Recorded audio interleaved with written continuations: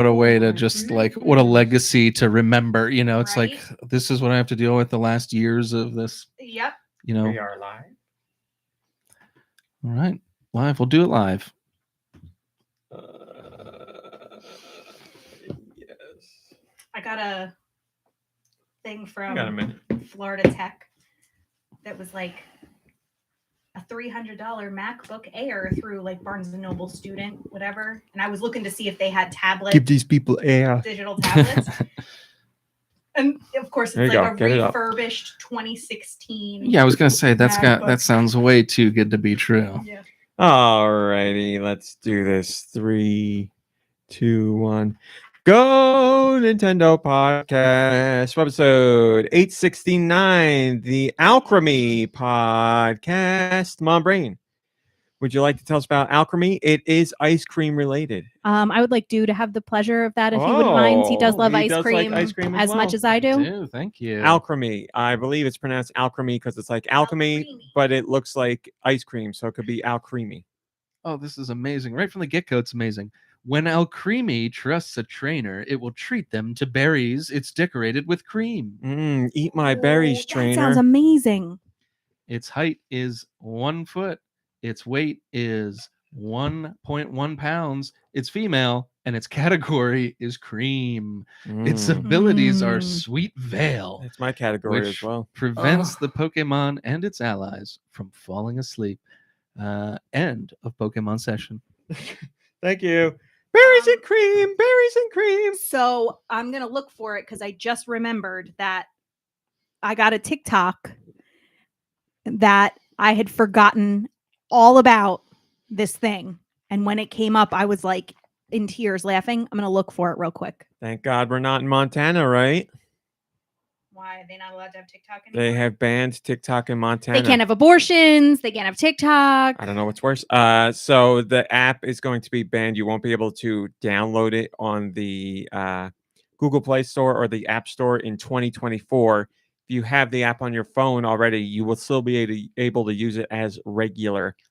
A devastating blow to the Chinese spy network. That's They can no longer spy on the people of Montana. So, well, they can. It's just after in 2024, no one will be able to download it new in Montana. So just get it before you go to Montana, or use a VPN and download it from another state or another location. Those the are a lot of beginning big of the words end. you're saying there.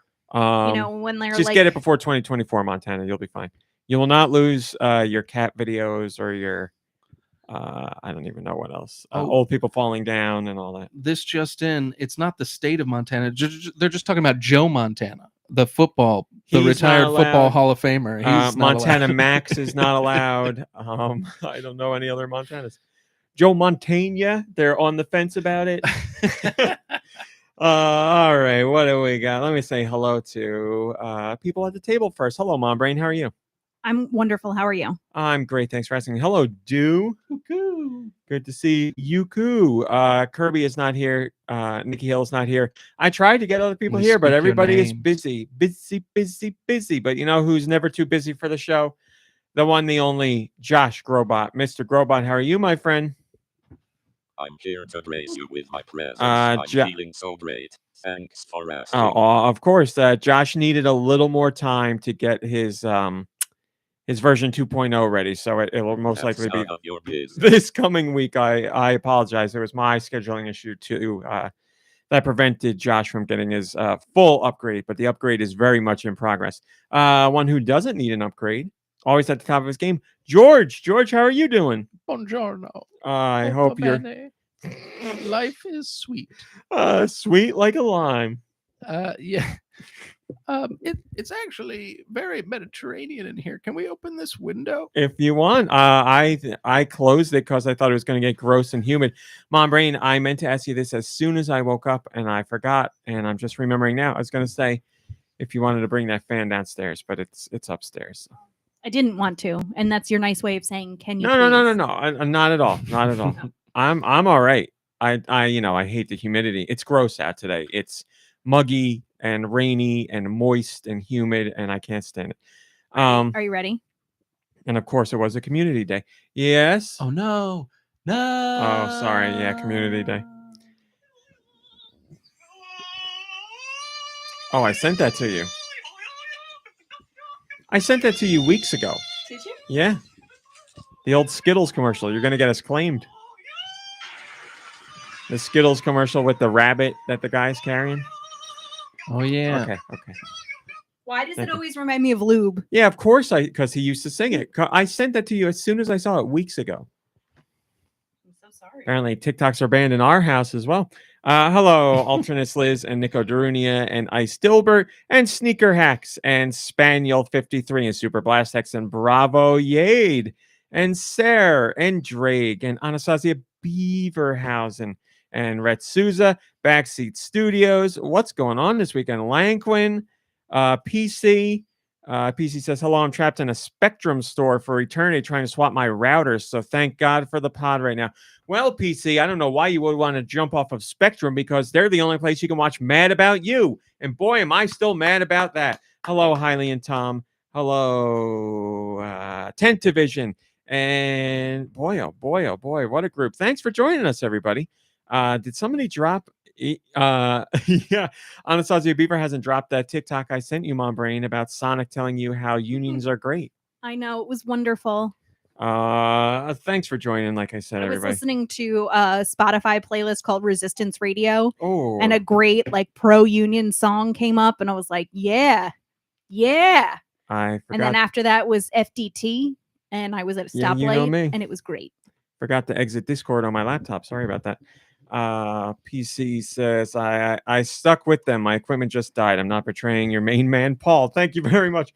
Backseat Studio says, isn't Matt Mercer guest voicing Josh Grobot this week? I mean, after his announcement about The Legend of Zelda, that's yes, his next step up in his career is lending his voice to Josh. What I sound like. You will sound like Matt Mercer. Yeah, that's what's going to happen. I'm sure there's Thanks. Very cool. I'm sure there's an AI Matt Mercer out there. Are we a little low on the volume there? Josh sounds quiet. You want to? Doesn't anyone care what I think? Always just hit the bump once. Josh, speak up, please. Hey, be quiet. Yeah, that's I better. think I hear something. Josh, it's not MPD anymore. Sorry, I wasn't listening. It's all right. It's all right, buddy. All right. So we got a lot of things to talk about this week before we get into news. Well, a lot of things I want to talk about. First things first, I want to give a shout out to GoNintendo reader Hawk because they left a comment about not what I thought you were going to do. That's what I thought you were going to do. They left a comment about our discussion of the GameCube last week when we were talking about why did people not love the GameCube or why did more people not purchase the GameCube? And they shared a reason that we didn't say, and it's an excellent reason. It couldn't play DVDs. No DVD player. People loved that about the PS2. I literally just saw a video from someone on YouTube today who still uses the PS2 as their main DVD player. So that is such an excellent point. That was a major selling point at the time. It was like, you want a DVD player? Because these are the new fancy things. Why not get a PS2 out of the same deal? And it was a good DVD player at that. So that's a great reason. Makes a lot of sense. We weren't thinking it because times are changed now. You know, it's not something we think about anymore. DVDs, like, it's funny. And I replied to Hawk, and I was like, I didn't think of it because I wasn't using the PS2 as a DVD player. I had a regular DVD player. But that's right. It completely. I never left used my brain. any of my game systems as DVD players. I always felt weird doing that. I did like in a pinch when whatever the circumstance was. Right. Something about it feels like wiping back to front. Like it just is like you should. I don't know why, but that's what it feels like. Which you should never do, by the way, in case you didn't know that. Hey, listen, live your truth. If you want to wipe front to back, back to front, side to side, whatever you want to do, don't wipe it all. Whatever you live, you be you. You do you, Krusty Boo. So, yeah, that's an excellent point, and it's got to be, I would say, above the points that we made. So, long story short, Hawk is going to host the podcast from now on. Thank you, Hawk. That was great. Also, need to give a shout-out to, if you follow the features on the site, we have a new one every month. It is trivia about game box art. It's called Do You Nintendo? And we have blurred box art for Nintendo games or games on Nintendo systems. There's a little clue in there, and you have to guess what the blurred box art is. We do it usually around the 1st of every month. So we did one not that long ago. Those are put together by Weapon Next on the site. The author's name is Weapon Next. Chicken necks? But you might remember over a year ago when I was talking about the site's return, that we had a whole bunch of new staffers, and one of them was Weapon Next. And at that time, I said Weapon Next was a professional wrestler. Well, they still are a professional wrestler, and they were, for a split second, on AEW this week. They were on AEW Dynamite. If you watch AEW Dynamite, and if you have it recorded or you haven't watched it yet, when the segment with Powerhouse Hobbs comes up, Hobbs is throwing people down the ramp. That's where you will see Weapon Next, or Logan Lynch as his wrestling name is. So keep an eye out, because you'll see him. You'll see him getting tossed in it's like a split second moment, but he is there. I confirm. Oh, that's right. PC, you love Dynamite as well, or AEW in general, and you talk about it on a podcast. Well, now you know. Now we have a connection. So he was, it's not a polite term, but it is the term. He was a jobber. The jobber is a wrestler who just does his job, basically, and that's like, you pop up down and you and makes people look good. Yeah. And he also told me that he has a match in Ring of Honor, which is also handled by AEW's owner. What's his name? Tony Khan. So when that match is live, I'll be sure to let you guys know, and you can see him in action. So I know some other details about the match, but I dare not say them. But congratulations to Weapon Next. We're honored to have him writing for the site, and he's a pro wrestler. How much better could it get? My favorite things. Degenerate Weapon Next. I believe he's got a shop on Pro Wrestling Tees. If you want to go support his t-shirts, look up Logan Lynch, or maybe even Weapon Next Logan Lynch on Pro Wrestling Tees. I got those things out of the way. Okay, MomBrain, you and I went to the movies last night. We absolutely did. Do you want to talk about it a little bit? We won't spend too much time on this, but I thought we'd chat about it because, the opening of the show, we talk about whatever. Absolutely.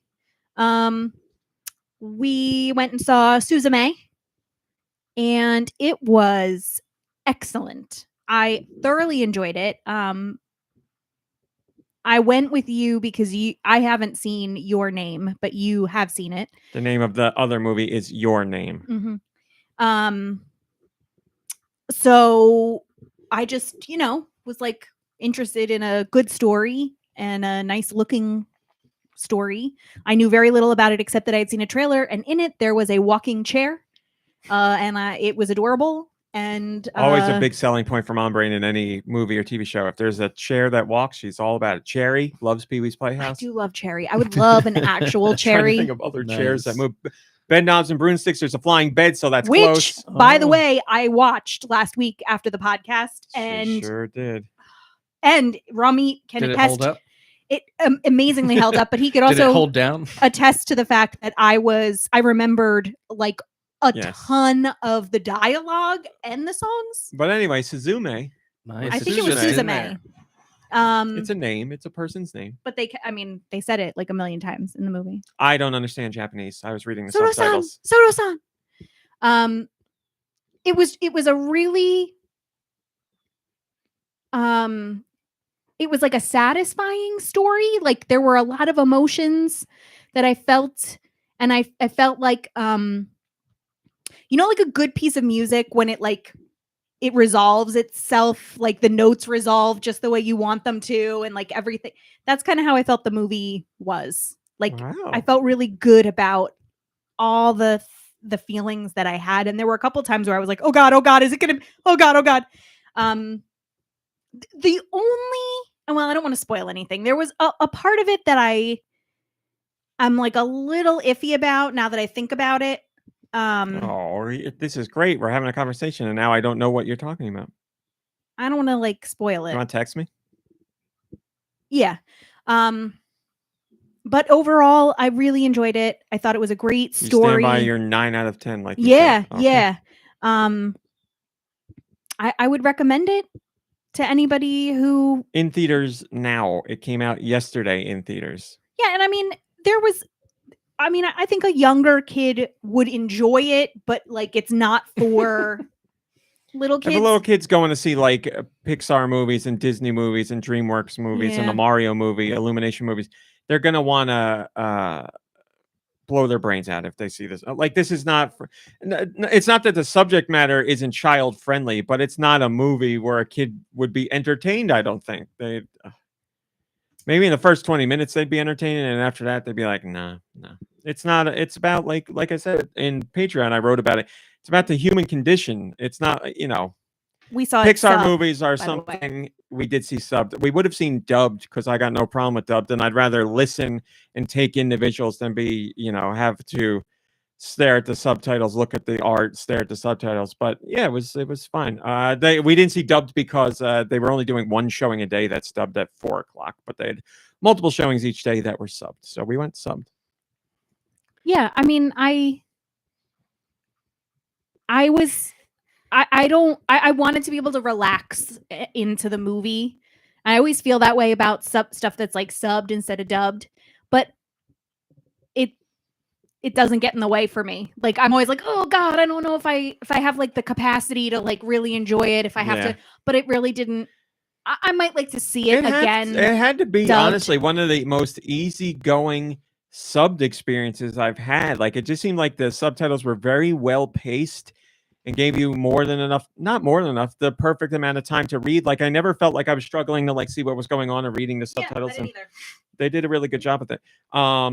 But go watch a trailer. But if you want to know what the movie's about, since MomBrain didn't say anything, it's about a young girl and a mysterious man comes to her town, and he's looking for ruins where he's trying to find a door.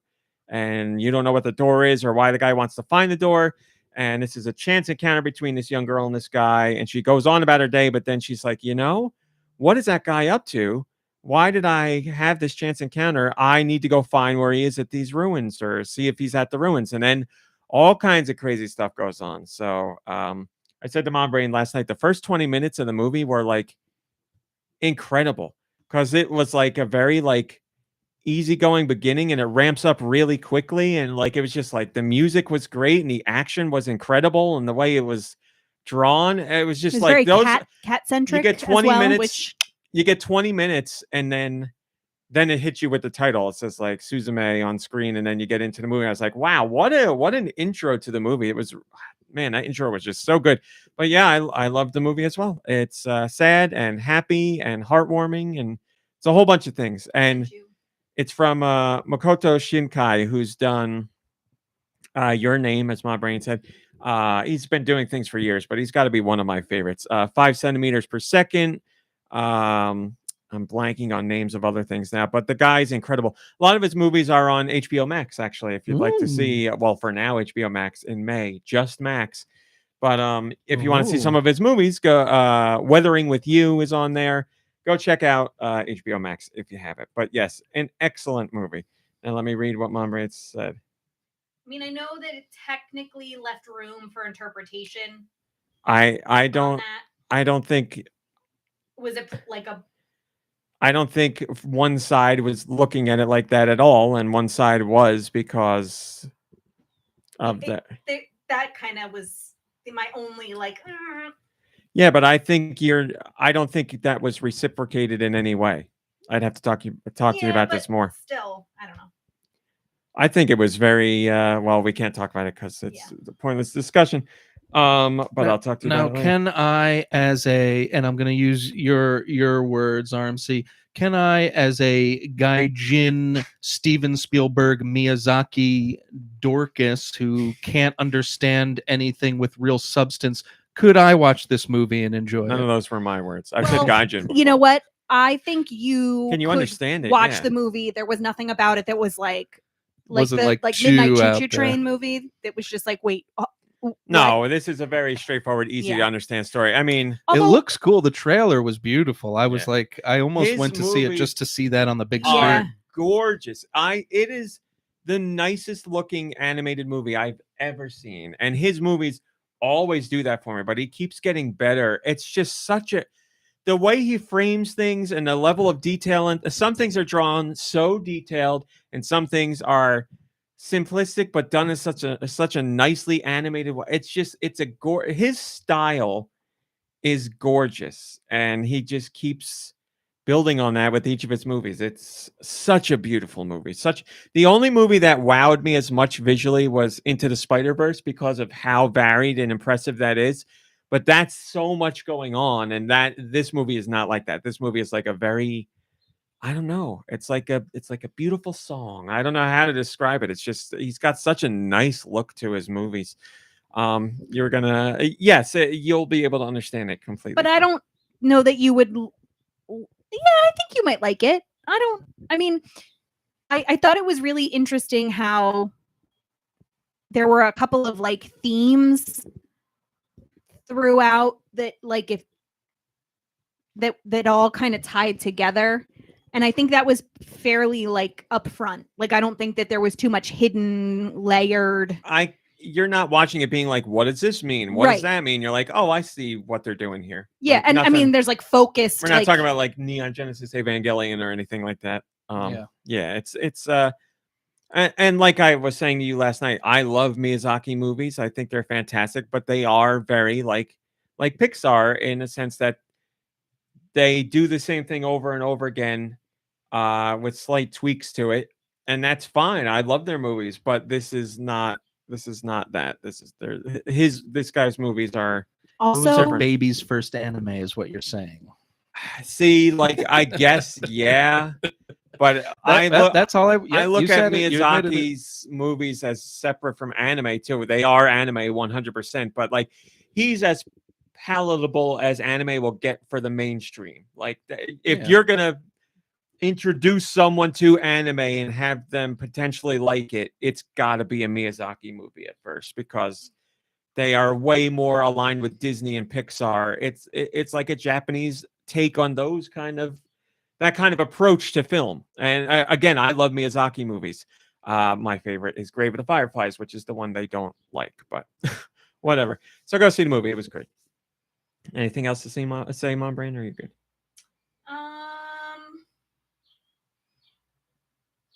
No. Okay. I enjoyed it thoroughly. But I knew nothing going into it. Like I had I was like, Ramit, is there anything I need to know about this movie or this like any backstory? And he was like, nope. Not tied to anything else, just this guy that I like. And there was like a bunch of parts that I thought were like funny, like endearing, silly, cute. I that's what I was gonna say. The food. Like I was watching anime always looks good, and I was like, man. I don't even eat any of it, but I'll look at them eating. It always looks good, and I was like, man. I don't even eat any of it, but I'll look at them eating like sushi and rice, and I'm like, oh my god, it looks so delicious. Yeah. And even like McDonald's, they're eating it, and I'm like, man. Yeah, you're right. They were looking at the McDonald's, and you're like, oh, that looks like, maybe really we should stop on the way home, but it's not going to be as good as it looks. So yeah. All right, moving on to video game discussion before we get into the regular Nintendo news. We found out this week that, or it was brought to light this week, that Sony in their patents for 11 years now has been throwing shade at Nintendo and Microsoft in almost every one of their patents. Oh, no. So we have an example here.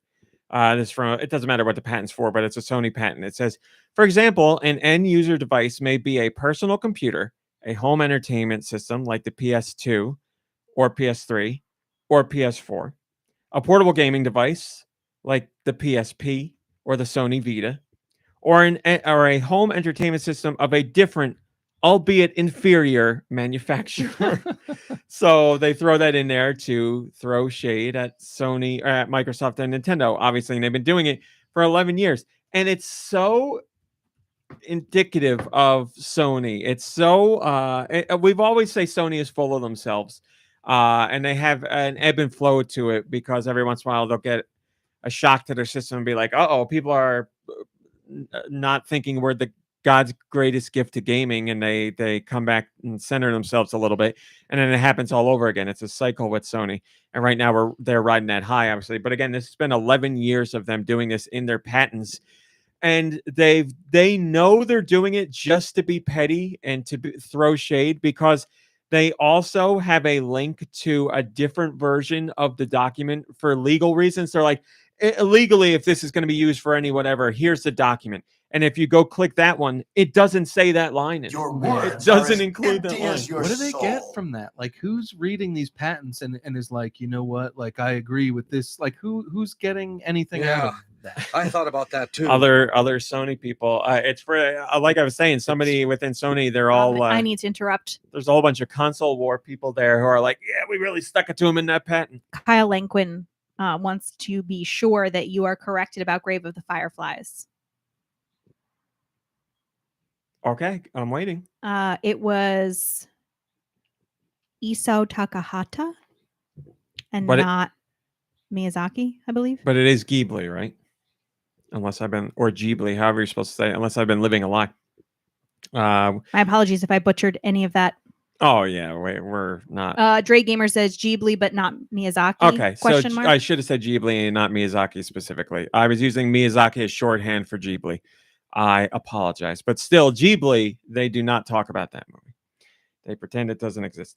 So, yeah, Sony throwing shade. And this was discovered by somebody who does patent work. They were going through legal documents and patent stuff, and they found this and realized that it's been going on for 11 years now. So it's so stupid. 11 years. It's pathetic. And only for purposes of being extremely petty, because like I said, they have a separate version. Should it need to be used legally, that does not include that line. So it's so weird. How it's just so they can be like, yeah. like, so their patent what? writers or whoever are like, we got them. And then if they were asked, if they were asked about it, they could be like, oh, we mean like I don't know what the knockoff systems, like you buy the stuff you see at the mall or on Amazon, like 60,000 games and all that. Everybody knows that's not what they mean. So there you go. Sony being Sony. Moving on from that story. I wanted to talk about this last week and didn't because we didn't have time. So we're going to talk about it now. And it's still ongoing, sadly. In Resident Evil 4, there is the remake that's out right now. Oh, I didn't play it. There is a new voice actor for Ada Wong. Her name is Lily Gao. And I had said to Deux that I saw scenes of her in the game and saw them compared to the original Resident Evil 4. And I was like, no good. I didn't think her voice acting was good. I was like, oh, man, I like the original Ada better. Many people are of this opinion, and that's fine. You can certainly say, I believe this actor did a better job than that actor. But let's take to the Twitter and burn her down. But of course, that's not what happened. People went to her social media accounts and were like, you suck. You ruined the character. You ruined the game. You're a horrible actor. Also, as you can probably guess, because it's the internet, they started harassing her because she's A, woman, and B, Asian. So she got all of that too. So congratulations, internet. You did it. You made her deactivate her Instagram account because of all the hate she was getting. She shared a message with people beforehand being like, basically, why are you doing this to me? I'm fed up with this world. And then she left. So did that make the hate stop? Of course not. It continues on.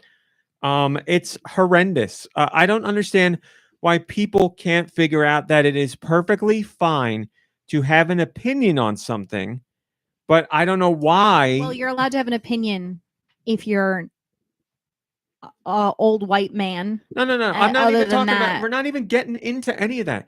Anybody can have an opinion. That is fine. But to take that vitriol and steer it at the person on social media, like why? That's what I'm saying, though. Like it's only palatable if it's an old white cis het dude. What are you talking? Palatable to like who? The internet in general is not going to like pile on. Well, who else stinks? Like probably the new voice for the merchant is probably pissing people off. So like, why aren't we going to Twitter and burning down the male voice actor? Well, I don't know if he sucks. If he does suck, I'm sure the internet would let him know it. But I think you're being too generous to the internet right now. They'll hate on anybody. Yeah, but the fact that she's a woman and Asian makes her get all kinds of worse hate. Well, I guess it's more the internet's ever been like to like yes. it, like there's more that they can say. Yeah. The internet's ever been like, I hate what this guy did in this role or this girl did in their role, and stopped because they're not Asian or they're not white, they still get hate. It's just if you are those things, you get worse hate because of it. But yeah, again, you can have very strong opinions. You could think this actor did a bad job. That's completely fine. Talk about that with your friends. Talk about that with your inner circle. Or if you feel so compelled to really talk about it, spew hate in private. Do so in a constructive way, in constructive criticism. There's nothing wrong with constructive criticism. Make a video about why you think the person didn't do a good job, but don't make it an attack on them, and don't use that as a reason to attack them. Critique it in a way that's meaningful and can potentially steer conversation in a good direction. I'm not saying anyone isn't beyond being critiqued. Anyone can be critiqued, but be constructive and like this, like Alternate Liz suggests. I hate this person because they have doo-doo opinions. There you go. That's perfect. Constructive. So yeah, I don't want this to think like this is. I don't want people to make this out like I'm being. All of this is cancel culture or anything like that. Constructive criticism is important. It helps people grow. You can say things and explain how you feel, just like we did last week with the Mario movie. I liked it more than other people here. Other people here liked it more or less than other people on the podcast. We had a great 40-plus minute conversation about it, where we were constructive with our criticism and we weren't mean, rude, angry, or derogatory towards anybody, because there was an important conversation to be had with nuance about everything that happened, and that's what we did. You know what I think it kind of boils down to is taking responsibility for your own feelings and thoughts and opinions, and not making it the responsibility of the movie or the makers of the movie, right? It's like, my experience with the movie was this, but I could see how other people may have had a different experience. You know, it's like keeping it centered on like, the only thing I know for sure is what I experienced, and I can talk about that. And like, you know, you can't tell me how I feel about something. You may disagree with me. You may, you know, but I don't want to categorically say it's the movie. Like, this was my experience with the movie. Yeah. I think people like do that too much with everything. Like, well, I think it happens even more when it's something that's already established, like with this or the Mario movie. Like, you have a character that's established in a certain way where one person has been associated with that role for decades, and then somebody else comes in and takes it on, and they're going to get a higher level of they're going to be put under the microscope a lot more, because they're being compared to someone that has been cemented as that role. So there's a whole different layer there of criticism and vitriol that comes from that criticism. So it's like I said, it's magnified. It's extra tough for those people. And I understand the passion of those things, because if you're very passionate about Resident Evil and Ada Wong in particular, you see her in a certain way, you view her personality in a certain way, you hear the voice in a certain way, and then somebody comes in and does a different take. Again, I don't like the take that this actor does, but I don't think the actor should die, and I'm not telling them they're bad because they're a woman and they're Asian, and I don't feel the need to talk to them at all. Like, there's been so many things that I've been so livid about as far as acting goes in a game or a movie or a TV show, but not once have I ever spewed hate towards them directly, like on Instagram or Twitter or Facebook or Reddit or whatever. Like, it shows like there's something wrong there. I know people feel superior when they do that. Like, it makes those people feel good, which is sad. And it's not something that is like a new phenomenon. This has been around for hundreds of years. But how does that translate? Like, so let's say you're a person who loves to like spew hate on Twitter, right? So how does that translate to, I go out to dinner with a bunch of people and we're talking about like our lives or our, you know, whatever, we just saw a movie, or how are things with this, or whatever, you know, you do in civilized conversation when you're with people. I mean, we talk about poop and farts, you know, other people talk 90% about, of the time. Right?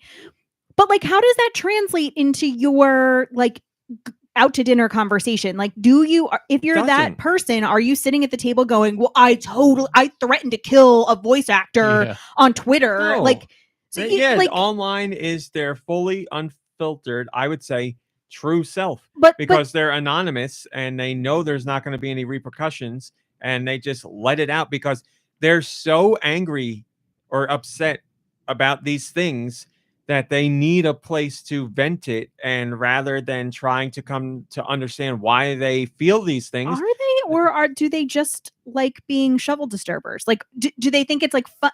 You know, we know people like that who like think it's funny to like start stuff. Yes, and we like, know people who think it's funny to start stuff, but do we know people who think it's funny to the degree that they go on Twitter and tell this actress, "You're stupid, you're a woman, you're Asian, you suck"?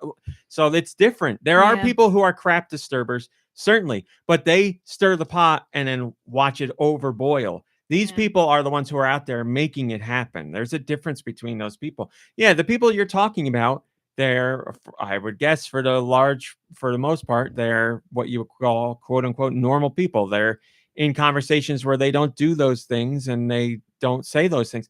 What am I thinking? There's a perfect example. So is that better that they're doing it online? Well, but they're not like out doing it to people in public. Like they're like online. I'm calling me crazy, but I don't think being online racist is better than being in-person racist. No, I guess not. What am I thinking of? There was someone I can see it in my mind. It was, I don't know if it was a TV show or a movie, but Did you someone dream it? Was it it was a Swarm, where someone was saying horrible stuff online, but in person they didn't seem like a horrible person. Right. Yeah. I don't want to spoil things because you haven't watched it. Yeah, that's what it was. You saw someone who said mean things online, and then that person is met. You see that person in person rather than their online comments, and they seem to be a pretty nice person, like normal person too, like, and not like a teenager or not like a like that.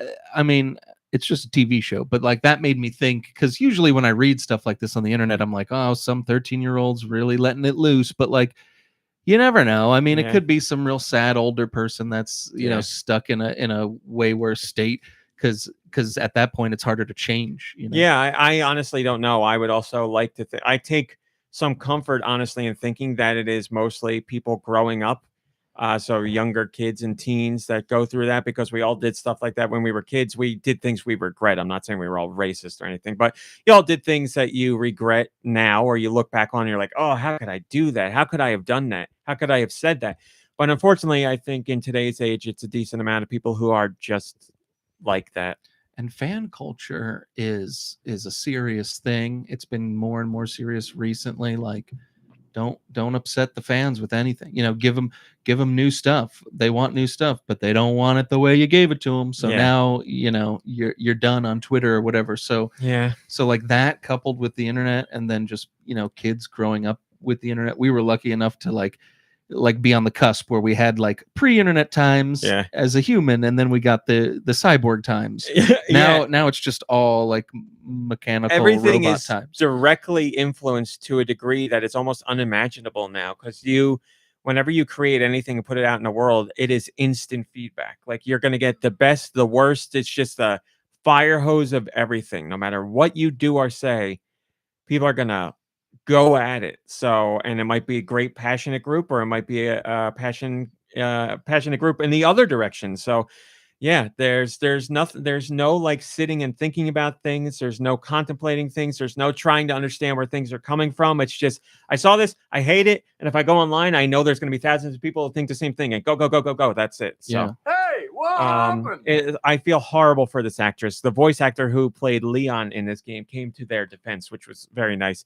And he said he reached out to her, Lily, and was like, I know, I'm paraphrasing, it's a but man's it's like, world, is what he said. I'm paraphrasing, but he was like, I know this sucks, but this is what it is. Please don't let these people get to you. Like, this is when we do these things, this is what happens. And it's not unexpected. It doesn't make it suck any less, but that's how it tough. is. That's So, gotta be tough, you know. yeah, because think about being like an actor in anything before internet times. You would read about it in a newspaper or a magazine, but largely you would go about your day. And don't get me wrong, I'm not saying like, oh, poor actors and actresses. I'm not saying that, but it does suck to a degree, because now it's like that 24/7 feed of people telling you should die because you played Ada Wong. does psychological damage to people. It's a bad. real thing. And it's not reserved just for famous people either. Like, we have, as a school, like, we have a responsibility to deal with any kind of harassment, intimidation, or bullying that happens even outside of school. And we get a ton of reports from like social media. Like it's what was the one a bunch of years back that was like you made a music video? Hold on one second. By the way, I want to say it's raining here. If you hear that, I apologize. Also, if our internet poops out, it's going to be because of the weather. I made a video, a music video. It was an app on the phone where you made like a little. Are you saying you as in the collective people? You? Yes, okay. Where people could make like a quick little. It was music. Vine? No. Musically? Yeah, maybe it was Musically. Musically's still around. Anyway, we had like a huge issue with that when I was teaching 5th grade. The kids were like bullying each other on these apps, and like parents weren't able to monitor it. It's just horrible. Well, the answer is ban TikTok, of course. Of course. And we had like one assembly that was like, don't get Snapchat because you're online forever. And like the kids were all just like, this is awful. Like, no. Yeah, right. Here's a class on how to behave online from people who barely know what the internet is. Right.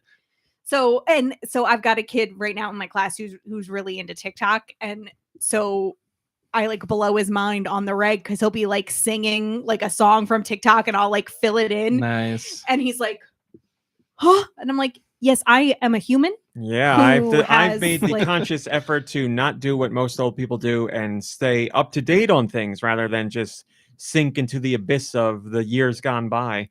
But also I have to be like, you're watching these like with your parents, right? Like you're not old enough to be like, oh yeah, I'm sure the parents are all gathering around to watch TikToks with their kids. Definitely. I mean, so look, that's like, I have to say that because I'm a responsible adult in this child's life that has to be like, you really shouldn't be looking at these things by yourself. Like, So that's that. This poor actress. I still don't know which you are supposed to say. I like saying actor as a general term. I think you stick with actor. I think some people feel slighted by that. So I don't know. Yeah, but anyway. I guess if you're like, if you know that the person has like a firm like gender and like, clearly defines themselves as one gender Thespian or another. Is what Nicolas Cage. Lily Gao, if this ever makes it back to you, we are with you. We have felt the backlash of the internet before, and I have felt it very recently. Yeah, Ramit feels it. So we are with you, and we feel sorry that you're going through this, but tomorrow is another day. Do not give up. Moving on. Apparently, Istelbert is not pleased with this conversation. Why were they Look in the Discord.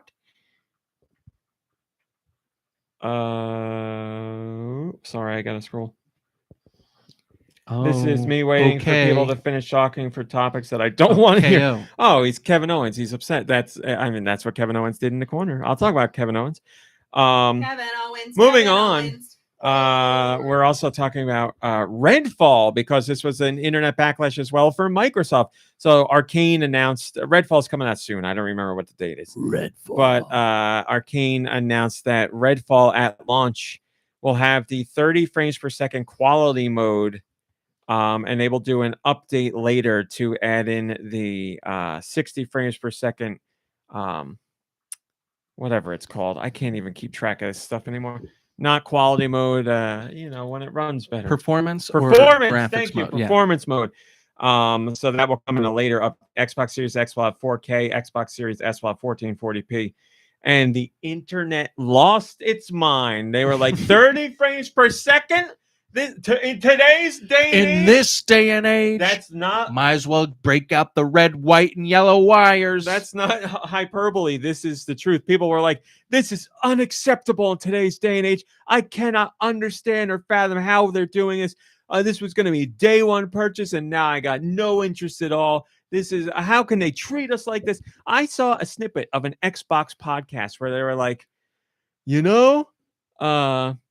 it's tough out there being an Xbox fan because we got a lot of L's all the time, and this is another true, L. Though. That is true. This I wouldn't consider this a huge L, but they do get L's all the time. The fact of Xbox people taking a lot of L's recently, I'll somewhat agree with. Yes, Halo was an L for them, certainly. But yeah, to be like, and now we got this one where the game's coming out 30 frames per second. And they're like, the guy was like, we need a W. We can't keep taking these L's. And I was like, I think the fact that you're arguing about this as such a big L is an L in and of itself. Like, remember the days when people were like, I can't wait to see these new graphics, and graphics are great. Now we live in an era where they're like, you're going to get the graphics mode first, and it's going to look better. And people are like, I want the frame rate mode. Where's the 60 frames per second? And again, between graphics and frame rate, whichever you choose, that's fine. Go with whatever you want. But I was like, I just couldn't believe that there was so much anger and rage. Like this thing about performance mode and whatever it is, quality mode, is like this is today's war in gaming. Like you still have the console wars for all those people, but this is the thing. Leah, used to be back in the day, it was like, oh, this is a 4 meg cartridge, this is an 8 meg cartridge, and now this is 60 frames per second, this is 30 frames per second, this is I'm like, no one is talking about the game. Why is no one talking about the game? All we're talking about is the frames for the game. The frames are not fun. So it's raining sideways. I went down the comments for people talking about this, and it was, again, people like, I'm done with my Xbox, this is unacceptable, or like, I'm done, this game is garbage, I'll never play this game, I can't believe they're gonna make us wait for this update. I didn't do any of this. Now if Arcane was like, we're gonna do the graphic or the performance mode in an update later that you have to pay for, then hell yeah, I'm right there with you. That you should be angry about. Certainly, I shouldn't have to pay for that. But no, they're just like, it's a free update coming later, and people have lost their minds over it. So shows us where we are as a game industry, and it makes me very sad. And again, I'm not saying that you can't be passionate about this. I'm not saying that you can't have a stake in this. I'm not saying that you can't have an opinion. But to go and say, this game is launching with 30 frames per second, this is the biggest problem for Microsoft, and this is a reason that I will never play the game, I think that might be a little bit much, because counterpoint, Tears of the Kingdom is coming out, and we're going to be lucky if that thing runs a steady 30 frames per second. So, no, don't say that. I mean, Breath of the Wild didn't run at a steady 30 frames per second. Don't say that either. I spent 1,000 hours in Breath of the Wild having fun, and you tell me now I was tricked? You can't have fun if it's not 60 frames per second. You can't. That's what the rule is. That's the rule nowadays. Well, I have to say, RMC, I'm very lucky to be in your orbit, because I think I would be like I used to be. I Resident Evil 4 was like one of my favorite games. I would have been day one purchase, and I'd be right. I wouldn't be, and I wouldn't be tweeting at the actor, but like I would probably be up in arms about it. This 60 frames per second thing, even though I understand very little of it, I would still probably be upset about it. And now I try to be a little more conscious, thanks to you and your, like, just the way you are emanating from you. It makes me want to live more like that, because it's a lot more enjoyable to kind of, to like go with the flow. And yes, certain things can upset you, and it's okay to be upset, but it is 100% okay to be upset. We're talking video games, and we're talking something that I'm probably going to enjoy anyway. Yeah. So like, there's just different ways to deal with that kind of frustration. This goes back to what we were saying before. I couldn't imagine getting on the internet to like blast not only a voice actor, but like somebody in a Reddit thread because of a 30 versus 60 frames per second thing. I appreciate you saying that about me. That's very nice of you to say. Also, hopefully when you're making these decisions, it's because like you agree and want to feel that way, or do feel that way, or evolving your opinion, not like forcing yourself to be that way. Like, I hope this is a natural thing for you, not just like, I know I should be like this, so I'll do it. But I appreciate it. Thank you. The only other thing we're talking about before we get into news is a Zelda-related topic, not a spoiler one, so don't worry. Let me get this right. Definitely not a fan, a YouTuber PointCrow is the YouTuber, not a fan. He's a fan of Legend of Zelda, but I would never call him a fan. Just want to stop any hate that comes my way because of this. Oh, YouTuber. Yeah, I was like, wait a minute, this guy's not a fan. Oh wait, no, fan's a bad word now. PointCrow took to YouTube to make a video to share his disappointment in a situation with his YouTube videos. He has gotten copyright strikes and claims from Nintendo recently for some of his videos that are focused on The Legend of Zelda Breath of the Wild. He makes a living on YouTube.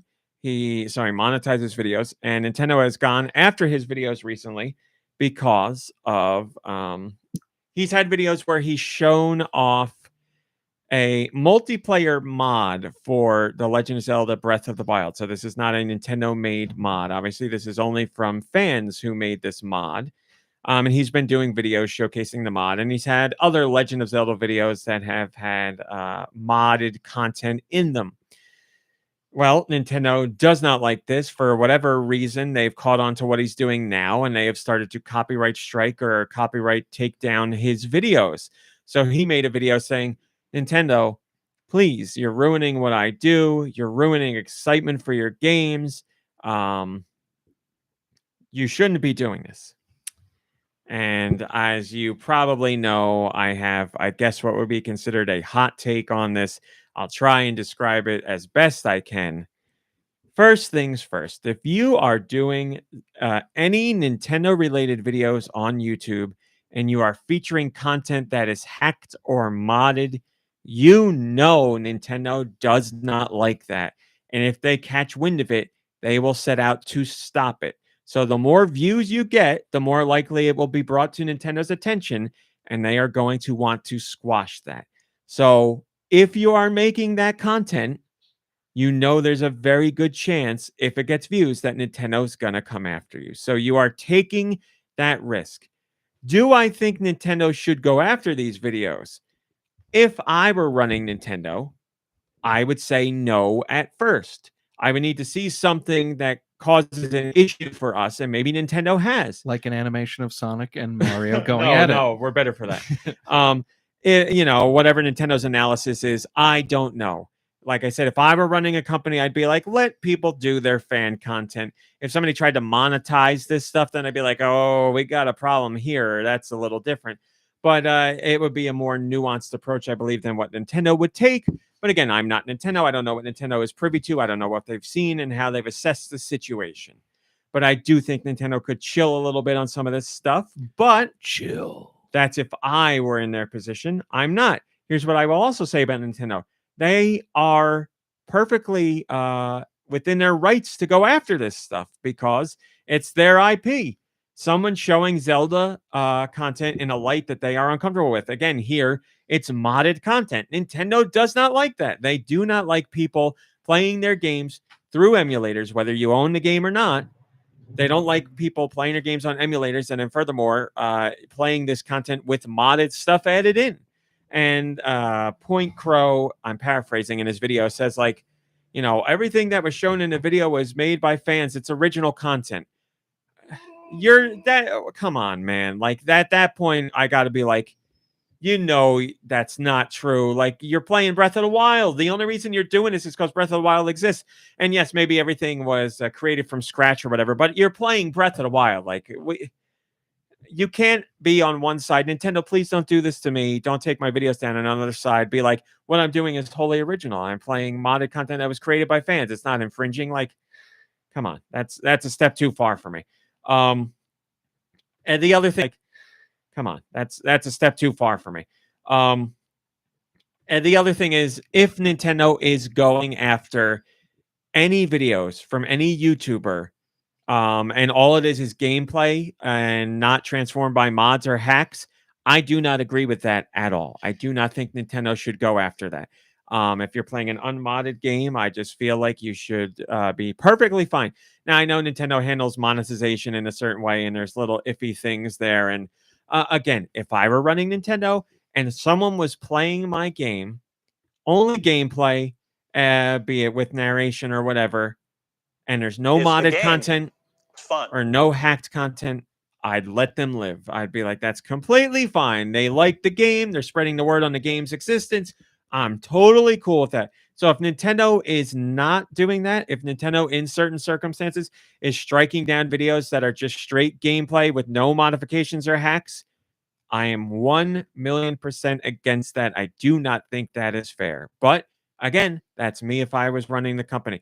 Now, this is where I differ with Nintendo, because if Nintendo is doing that, I would say Nintendo is wrong there. I would personally feel Nintendo is wrong. Whereas like the hacks and mods thing, I said I feel Nintendo's completely in their right to go after that. Do I like it? Not going to say I like it, but I understand it from a legal position. There's a difference there. So if Nintendo is going after videos that are just gameplay and yanking them, wrong. I say that's wrong, and that, I don't know why you're doing that. But so the whole internet is up in arms about this because they're like, typical Nintendo, and I'm like, it is typical Nintendo, but how can you argue typical Nintendo when the person made the video? They should also know it's typical Nintendo. Right. So why are you doing it? Like, if it comes under Nintendo's microscope, they're going to go after it. Like, you're taking on the risk knowing this could happen. Maybe if you're going to make that content, don't monetize it. Maybe if you're going to make that content, host it somewhere else. Maybe if you're going to make that content, try reaching out to Nintendo to see if you can get a response. Like, there's a whole bunch of options, but it's typical Nintendo. If they catch that you're doing this, they're going to try and squash it. So I'm not saying I don't sympathize with the guy, because obviously it sucks. I know he's putting a ton of work into these videos. I know he's making transformative content. I get all of that. I understand it. I'm not saying I agree with Nintendo for doing it. I'm saying I understand from a legal perspective Nintendo doing this. And I also understand that you already know this could happen. You're not going in blind. You know Nintendo is notorious for this kind of stuff. So it does suck to see happen to this guy. And I'm not someone who's going to be like, well, they got what they deserve, because I'm not a heartless asshole. But I will say there's no way, shape, or form he went into this not knowing that this could be an outcome. He took the risk. This is what happened. So I do feel bad for the guy, but it wasn't unexpected. It's not completely blindsided. It's not something where we're like, Nintendo's never done this before. This is something we know has happened time and time again. So the internet games, and go ahead. That's your right. Don't support them. If you see that they do this stuff to modded content and you don't like it, don't support them. That's your right. But like I said last week, vote with your wallet. But let's not pretend like this is beyond the norm of what Nintendo would do. Like, this is what Nintendo's been doing for 20 years. So just wanted to talk about that. Good. And you were saying earlier, all this stuff, if you were CEO, you'd also bust those unions down to size too. I heard you saying. I don't know what you're talking about. Hi, Josh Shabadoo. Hi, Salman Sterling. Yeah, there's I see conversation in the chat going on right now. There's murkiness. Hi, Storbus Corbin. There's murkiness about, like, perhaps if you don't monetize that video, but other videos on your channel are monetized, you could argue that is still making them money because it's introducing them to the channel. That's an argument to be made. That's an argument for a courtroom. That's not an argument for me. That's murky waters for me. It's tough. I understand what both sides are saying. YouTube's handling of copyrighted content, or YouTube's handling of copyright strikes, could certainly be different. There could be more of or better, I should say. There could be a direct line for more conversation between the parties. That would be great. A little bit of a more a situation for more of a response and a discussion before things are just taken down completely. Yeah, YouTube's not completely without blame here either. So there's a whole bunch of things that need to be done.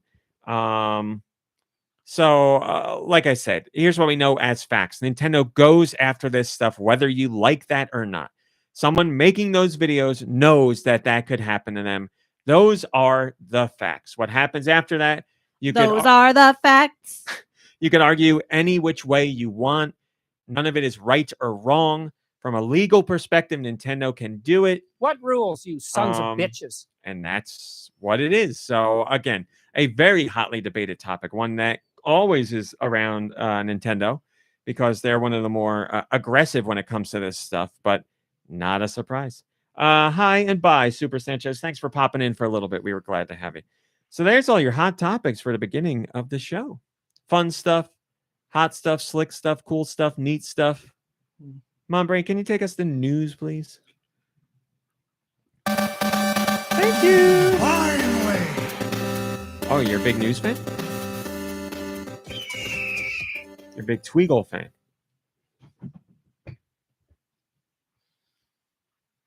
Not talking today? Okay, fine. Something wrong here? For $1. Oh, I get it. All right, I'm going to be more selective with the top stories here because some of these are outdated. Because a lot of them had to do with the Nintendo or with the Mario movie and how well it's doing. But records are broken. Records continue to be broken, and it's now the highest grossing movie released in 2023. So Mario movie is killing it. Beat every projection that was there. Continues to beat every projection. Dropped at the box office less than was expected. It's killing it. It's killing it. I think they said by the end of this weekend it could be upwards of 630 million worldwide. This could be $1 billion movie. So we'll see what happens. I'm going to try and talk about this without spoilers and as generically as I can. I would imagine most of you listening now have seen the Mario movie since it's been a week. In the movie, Mario and Luigi are, I shouldn't say, in the movie, we get to meet Mario and Luigi's family. I'm going to keep it at just family, which we've never seen before. And when we were watching the movie, I was like, oh, it's interesting to see these characters. I wonder how Illumination came up with these characters. It turns out Illumination didn't come up with these characters. In an interview with Polygon, who is Super Mario Brothers? My God! Super Mario Brothers movie director Aaron Horvath talked about the family introduction. And he says, quote, Nintendo were completely open to it. They were fully on board with the cinematic representation of Mario and knowing that we need to do a little more work to believe that he's a real guy with a real life and real problems. So they were totally on board. They did send us character sketches that they had done years ago that they had never used. And I won't read the rest because it's too spoiler. So when you see some of the family members in this movie, they are based on designs that Nintendo did decades ago that no one had ever seen before. But Illumination got to see them. So if you see these, if you see some of these family members in the film and you're like, I don't think that's what they'd look like, your blame should be laid with Nintendo because they're the ones that drew them. So there you go. Pretty interesting. Nintendo's vault, just like Disney's vault, is filled with all kinds of secrets. And now we know Nintendo at some point decided to flesh out Mario and Luigi's family. There was a comment, but it has been denied by Court Jester. What did it say? I don't know. I'd have to log in to see, but it's been gone. It's been removed. So sorry, it died. Oh, this is great. Not a fan of Chris Pratt as Mario. I mean, is It's true, anyone a fan of him as Mario?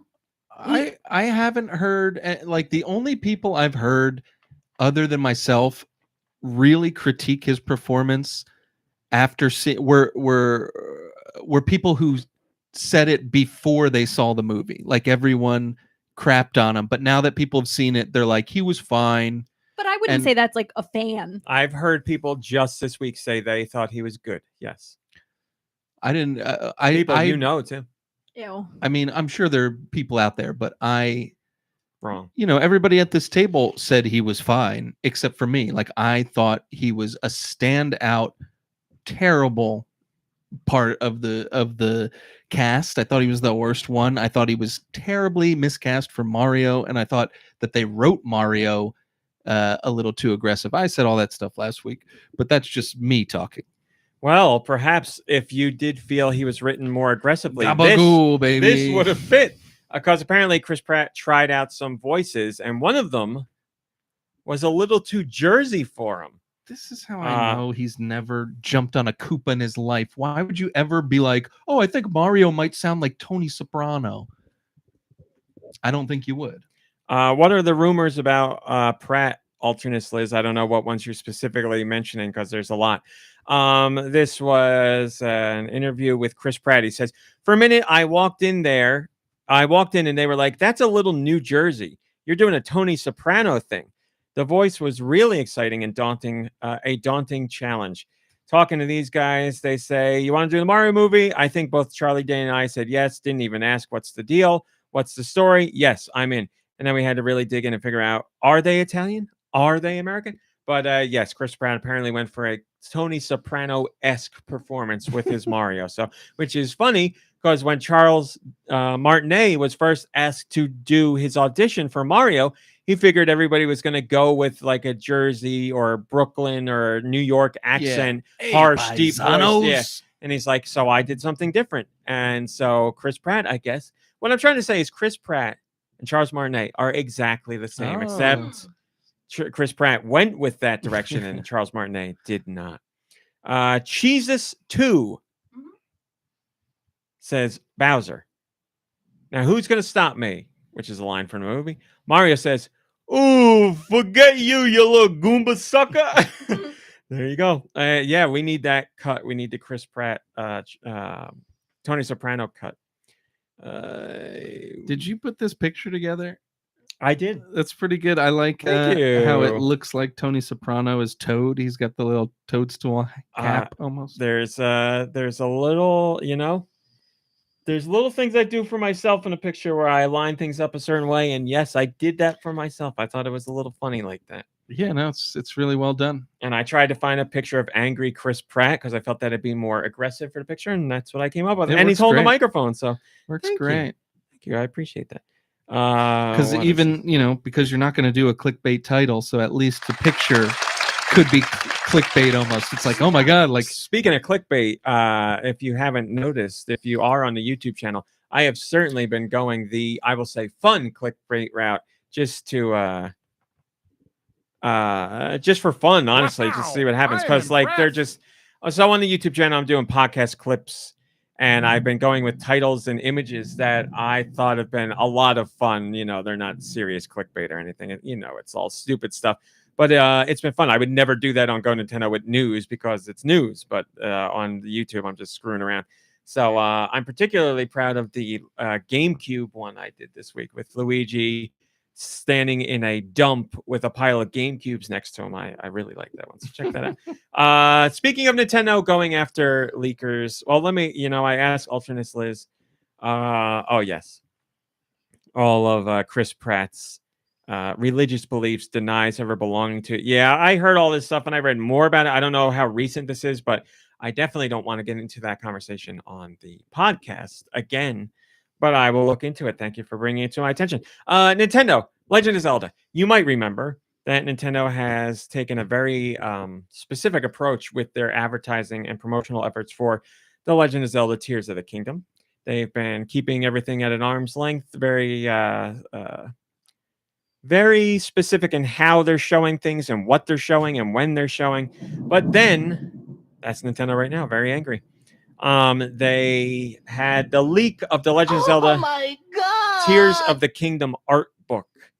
And that whole book leaked. So every character, every story tidbit, every lore detail, all of that leaked. And the internet went nuts with it. We did not share it, but we did let you know there was a leak. Not surprisingly, Nintendo is very angry about that. And now what are they trying to do? They are trying to get the names of the people responsible for leaking these images. So Nintendo went on their virtual manhunt to try and find out what's going on here. And they think they narrowed it down to one specific Discord server. And Nintendo was like, hey, Discord, give us the names of these jamokes because we want to get them and we want to take them out back and give them a what for. Whoa. And Discord was like, well, we don't really give out the names of our users. So Nintendo was like, hey, all right, that's great. So they did a DMCA subpoena with the district court in California for Discord to get these names because they're like, these people caused us irreparable damage with our game and our promotional efforts and our whole outline for bringing this game out. And we think they shouldn't be allowed to leak the contents of this book before it even releases. So we're going after them. So what happens now? I don't know. We're going to see what the court orders Discord to do. If they side with Discord, then I don't know what Nintendo's going to... Nintendo's not going to give up, I'll tell you that much. But their path to figuring out who's involved becomes a lot tougher.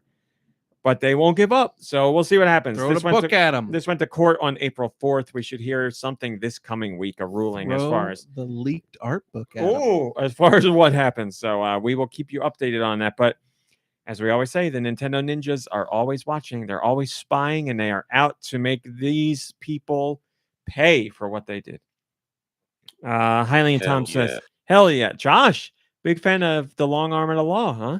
Why would you say that? Well, you said hell yeah. Moving on. Oh, all right. Highline Tom says, I'm going to give advice to the leaker by quoting Al Newman's words from the recent presentation. Quote, if you find yourself in a cage, you know what to do. End quote. There you go. Wise words from a wise man. From a wise Al Newman.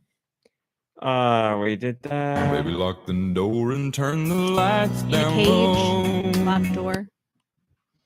I mean, I picture a cage with like bars, so it's not gonna be dark, right? Unless it's a bird cage, I guess you throw a blanket over it. Yeah. Birds are so dumb, right? Oh, bird, it's nighttime. Whoop, here's a blanket over your cage, and I think it's nighttime. Idiots. I would, if somebody threw a blanket over my cage, I'd close my eyes and go to sleep. You'd see it as a great opportunity. You'd be Yeah. like, oh, I guess I'm going to look bed at now. this, look at this nice clubhouse I'm in. Let me cozy up and go to sleep. Our good friend Steven Totilla. This is our good friend Steven Totilla. This is like in my business. You're like woman spreading me over here. Tell me it's not. Yeah, it's right there. You're on me. Okay. My legs are like getting pushed under the chair as I'm talking. Enjoy it. How do you like it? Do I man spread you? No. Thank you. He's looking a little slouchy over there. I am. Personally. I am slouching. Am I in your space? If The I am, I'll knees- move. The knees No, are the you're knees not. look a Okay. little. Are my knees too close? Well, occasionally you like to take your foot and put it on my chair, like in between my legs. I feel like that's a little bit invasive. I get the family leg cramp. It happens. And I have to suffer for it. I thought it would change when I lost weight. It didn't. It's still there. If How's I go your back, by the way? It was sore yesterday. I'll tell you, man, my walks, it's been happening since I started walking. If I walk like an hour, like it's right at the end of the hour, my right side of my back and my upper shoulder like burn. They burn. It's like I thought I was dying the first time it happened because I was like, Maybe I you feel like gotta I'm work on your on core, fire. My core? What do you mean? My core what? like your core strength. My like, penis? I mean, I think you have a powerful penis. The core penis strength. Wait, my core, what? Doing sit-ups and stuff? Yeah. I think I just hate standing up. Do you? My body's revolting. Do you have like more ways than walking one. sneakers? Like you've got sneakers Yeah. now, right? Might need some new ones. New ones. These are less than a year old. Well, that's that you walk every day. You know, Yeah. that's the thing. Like it's what's Like, annoying I think is it's like 500 miles. there's no point in not replacing them because it's just going to do you like it. You wouldn't think about it, but it does a lot to the rest of your body. It does. If Well, you've that's got bad. the thing. sneakers. It's been like this since I've been walking. It's never been any different with Crocs and with the walking shoes. I've always had this. It's just today I felt it more because it's community day, so I walked double. So for like Mhm. the whole second half of the walk, I was like, oh, this is painful. It's not like I'm crawling on the ground or anything, but it's the Pikmin's fault, basically. I hate Pikmin now because they hurt my back. What was the badge today? Something blue, some kind of blue thing. Man, this guy, he's dedicated, but he doesn't know why. All right, let's hash it out. I'm dedicated. I do like Pikmin, but what do I hate? Outside. So when I get a badge for a flower, I don't give a crap what the flower is. Yeah, but the thing is, like, you're doing this to get the badges. Like, you'd feel weird if you didn't get the badges. So, like, why not even just look at the badge for 2 seconds? I did. And then say, okay, this is a blueberry badge. I or did look something. at it for 2 seconds, and I remember that it was blue. That's all I got. There's a Whatever. blue flower. But then the next video game that I play and skip the tutorial, you're gonna be like, "Rah, rah, rah." I didn't. Well, the tutorial teaches you how to play. I don't need to be taught how to. Well, apparently, I do need to be taught how to walk because my check back and hurts. mate. You got me. Hi, Marsboro. Good to see you. What the hell are we talking about here? Oh yeah, our good friend Stephen Totillo over at Axios now talked to MST Financial senior analyst David Gibson about the Mario movie because it's doing big business at the box office, and Totillo wanted to know how high can it go. Well, according to Mr. Gibson, he thinks that, Gibson. or he said, I'm sorry, he doesn't think. He's an analyst. He projects. He says the movie's tracking towards $1.2 billion at the box office alone. So when it ends its theatrical run, the movie will have brought in $1.2 billion. And then he says, when you add in digital sales and DVD, Blu-ray purchases and all that stuff, he expects another $2.3 billion to be brought in that way.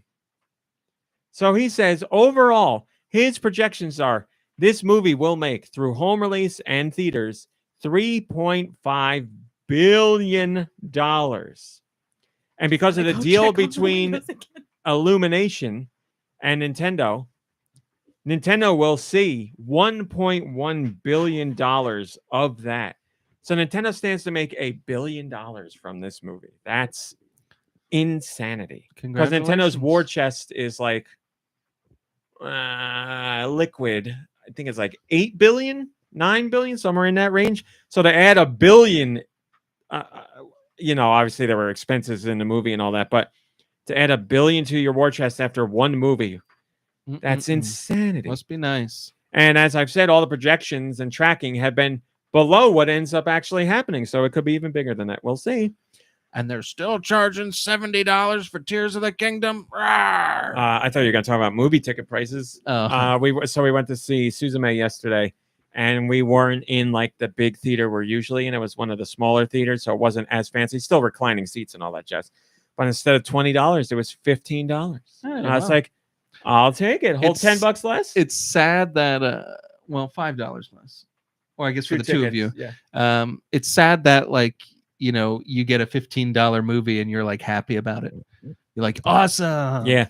It's really sad. And this is going to be an old person thing, but it's really sad because back when we went to movies in high school, we could have gotten 2 tickets for less than that price still, less than the price of $15. It would have been just under 15. I guess it would have been like, $7.25 a ticket back then. We're old people. It was $6.75 when it opened. So yeah, 2 tickets for the price of 1.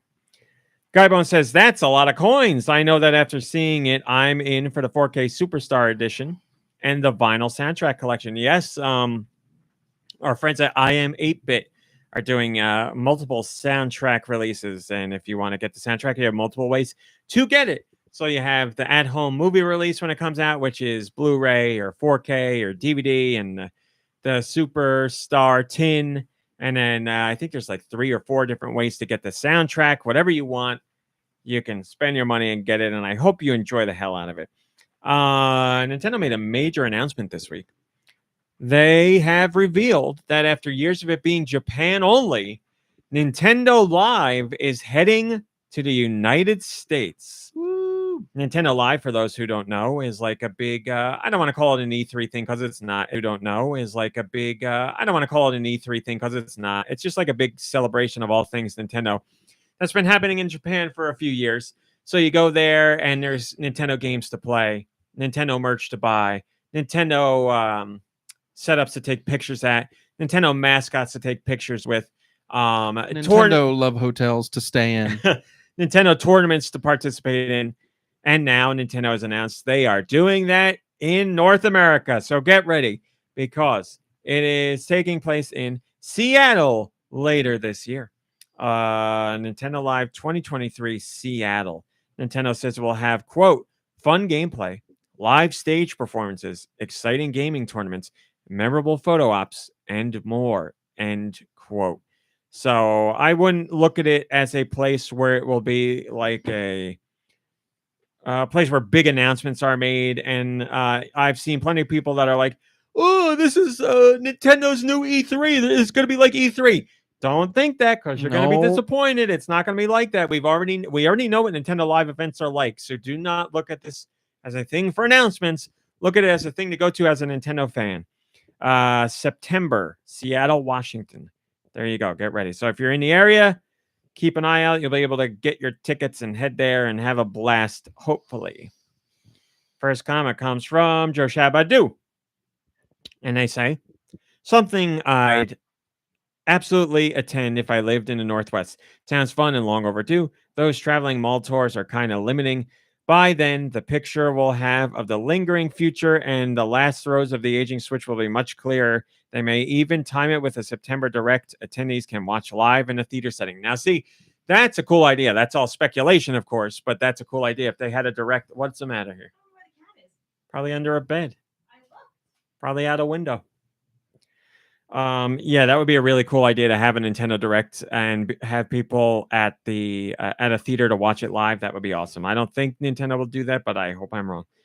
Oh, well, I guess we'll have to hold on to this until MomBrain comes back. I don't know where she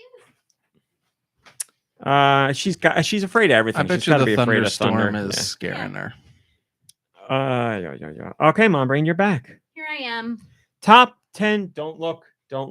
Top 10 Don't look at what? software in the UK for Q1 of 2023. So this is all software. We are playing the game. Hit your music. All software, only the UK. Top 10. Q1 2023. MomBrain, you begin. Pokemon.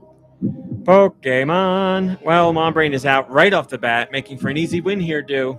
If I can just get it right. Only one is needed.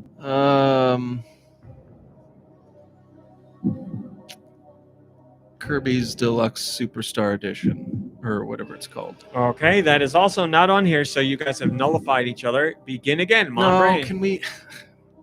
I like these. MomBrain, you're up. Let's go with Splatoon. that's a Nope, good answer. your chance to go. This is the UK again. E-Ring Elden R. Is this E-Ring just for Elden Nintendo? R. Not just Nintendo, all of games. And also, once again, you have missed. Back to you, MomBrain. So let's go with FIFA. FIFA That would have done it. is on the list. Number 3. Do your response. God of War Ragnarok. God of War Ragnarok is not on the list. MomBrain, you win. Congratulations. It's scary. No, baby. Number 1, Resident Evil 4 Remake. Number 2, Hogwarts Legacy. Number 3, FIFA. Number 4, WWE 2K23. Number 5, Grand Theft Auto 5. Number 6, Chia. Number 7, Call of Duty Modern Warfare 2. Number 8, Red Dead Redemption 2. Number 9, Metroid Prime Remastered. Number 10, NBA 2K23. Most impressive thing on this list, Metroid Prime Remastered. Why? Because all other games on this list include their digital numbers, whereas Metroid Prime does not, yet it still made the top 10 list. In the UK, for the first quarter, the Switch was the number 2 system, and sales slightly increased over the last month. The Red Switch bundle accounted for 12.8% of all Switch consoles sold last month, followed by the OLED and then the Neon. PS5 was number 1, of course. So there you go, people. Sticer says, going to make a bold guess and say congrats to Kirby for winning the podcast game again. Would have been true if he was here. If he was Assuming here, Deux isn't reading this ahead of time. He was not. Yeah, Sticer, they wouldn't let me for some reason. I won't make you guys do the Japanese one because you get angry about that. Thank you. Japan, we got March 2023 top 10 software, starting with number 10, Octopath Traveler 2, followed by Atelier Ryza 3. Number 8 is Hogwarts Legacy. Number 7 is Mario Kart 8 Deluxe. Number 6 is Wolong Fallen Dynasty. Number 5 is Splatoon 3. Number 4 is Pokemon Scarlet and Violet.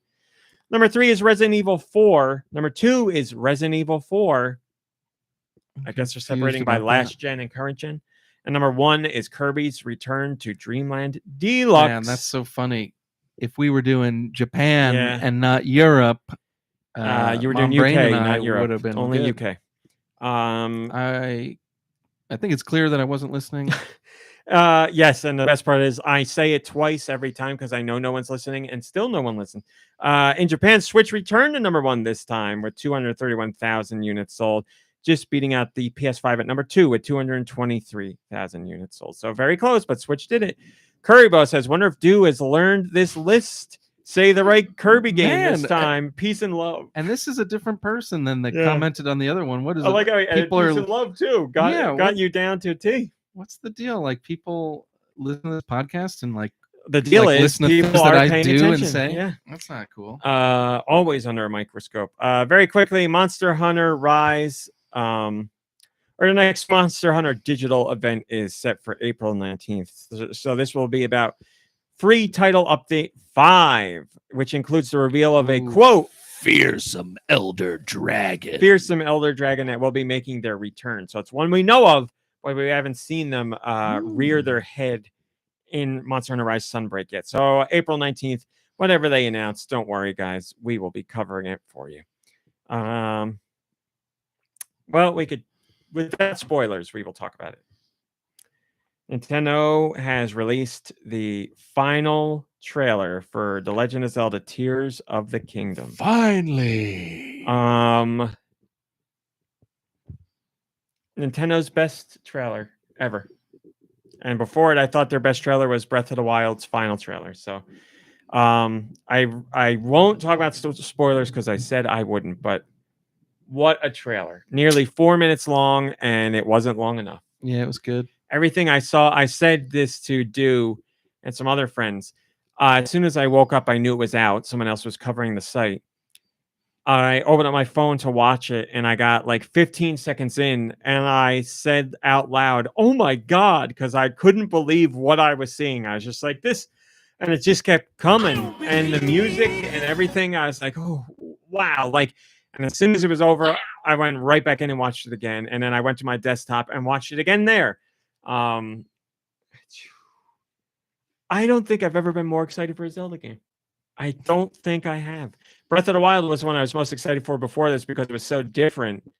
And then my excitement before that, probably Wind Waker, I was most excited for. But yeah, I don't think I've ever been this excited for a Zelda game. From a gameplay perspective, from a story perspective, just all of it. Like, whew, man, what a trailer. Nintendo captured lightning in a bottle for a second time, at least trailer-wise. We'll see how the game turns out, but dear Lord, what an expertly crafted trailer. So good. And the music, so many things too. There's so many things if you wanted to like go through and pause the video that you see like that we're going to be able to do. And who knows how far they're going to take them in the gameplay, but there's like a lot of diversity, a lot of fun stuff. Yeah. And the soundtrack in the trailer gives you a lot of new music, but there's so many riffs from other Zelda games in that song. You hear themes and songs from other Zelda games at least 5 or 6 times in that. Just little, maybe 3 or 4 notes here, 3 or 4 notes there. And that is without a doubt, without a doubt done on purpose. Nintendo loves making musical references in Zelda games to past Zelda games, not only because of nostalgia, but because music plays such an important part in Zelda games. From a gameplay perspective, too, ocarinas and harps and drums and whatever the hell the Deku Scrub was playing, whatever you want to call that thing. Music is a huge part of the franchise. So, whew, what a trailer, man. What a trailer. What a time to be alive. I guess I'm just going to watch that every day until the game comes out. Speaking of music, we have a first ever. I got music. You want to hear it? No. You want to hear it? Oh, a nice fade out. Thank you. The Library of Congress has announced that the National Recording Registry, which they induct songs and music into every year, has added its first ever piece of video game music. And that honor goes to Koji Kondo with the theme for Super Mario Brothers, the 1-1 theme, the theme song for Mario games. So what an honor. And I saw some people say, why would the Library of Congress add a song made by Japanese people? Because it is not about songs that are made in America. It is about songs that are of cultural significance to our people. And certainly that song is very significant to a very wide generation of people. So around the world, including America. They have their little blurb about the song, which I will read to you. Perhaps the most recognizable video game theme in history, Koji Kondo's main motif for the 1985 Nintendo classic Super Mario Bros. Helped establish the game's legendary status and prove that a 5-channel Nintendo Entertainment System sound chip was capable of vast musical complexity and creativity. The game's main theme, or ground theme, is a jaunty Latin-influenced melody that provides the perfect accompaniment to Mario and Luigi's side-scrolling hijinks. Kondo's score laid the groundwork for an entire generation of chiptune musicians and has been performed by orchestras around the globe, befitting its status as one of the most beloved musical compositions of the last 40 years. Whoever wrote that, they knew what they were talking about. That's very well written and uses everything, like all the right words, and very impressed. Usually, I expect things like this to be written by someone who has no idea what they're talking about. Wow. I'm But impressed. great job there. Really like that blurb. So, a song. So, what song next? Something from Streets of Rage. Ooh, man. Trying to think. That would be so cool. The Malo Mart song. It's got to be next. Or that the Wii Shop Channel song. Oh, culturally significant. With Very the true. lyrics. The Super Mario RPG. Currybo says a deserved entry. I'd also advocate for the Legend of Zelda theme. I would love to see that in there. I don't know if it's as culturally significant. I'd argue like the Pokemon anime theme would make more sense than the Zelda theme, but I do love that song. I made this a top story. Not really much to talk about on the podcast, but go see it. Oh, I love this story. An elderly couple from a retirement home won a Wii Sports Bowling tournament. I showed MomBrain their final roll, where the old lady... Oh, is that the one where they're like, who's in charge? Me or the devil? I think I'm in charge. This was French people, so I don't know what they were saying. What's her name? 96-year-old Janine went up for her final frame, and she bowled a strike, clinching the victory for her and her partner, Gilbert, who's a spry 85 years old. Janine is 96. Gilbert, you're right. Senior yes. Gilbert go. So congrats to them. You see them get the strike. You see the sizable crowd, because this is in like a place. This isn't in the retirement home. You see the sizable crowd go wild and cheer. You get to see Janine and Gilbert presented with their statue, their award. It's a wonderful moment. It's a major award. It's a major award, and I said I hope they're back next year to defend it. That's a cool statue too. Look It at that is. trophy. I thought so too. It's kind of cool. Highly and Tom says, this might be my favorite non-Zelda piece of news all week. Such a sweet story. Yeah, go watch the videos. It'll warm your heart, even if you're old curmudgeon. And luckily, those two, Gilbert and Janine, aren't on Twitter, so they're not seeing all the death threats that people are sending. They are not, yeah. I could beat these two any day. She's bowling without the wrist strap. She's bowling 30 frames per second. This game's 30 frames per second. I can play it. That's great. I didn't look on the rest of Twitter to see what people were saying, but I'm sure there were mean things in there. Speaking of people facing backlash, remember when we were all like, is there going to be a Legend of Zelda Tears of the Kingdom OLED Switch? And then this GameStop employee was like, hey, check this out. GameStop's got a listing. What could it mean? And everybody's like, oh my God, there is going to be one. Well, you know who saw that? Nintendo saw that. And guess what? The guy at GameStop is not the guy at GameStop anymore because he got fired. So the guy at GameStop took a picture of a computer at GameStop that showed a listing for a SKU. The SKU listing didn't specifically say it was Legend of Zelda, but it was a new SKU, an OLED listing with a placeholder date of December 31st. Everybody's like, of course, this is going to be Zelda. What else are they putting out this year that would get a new OLED Switch?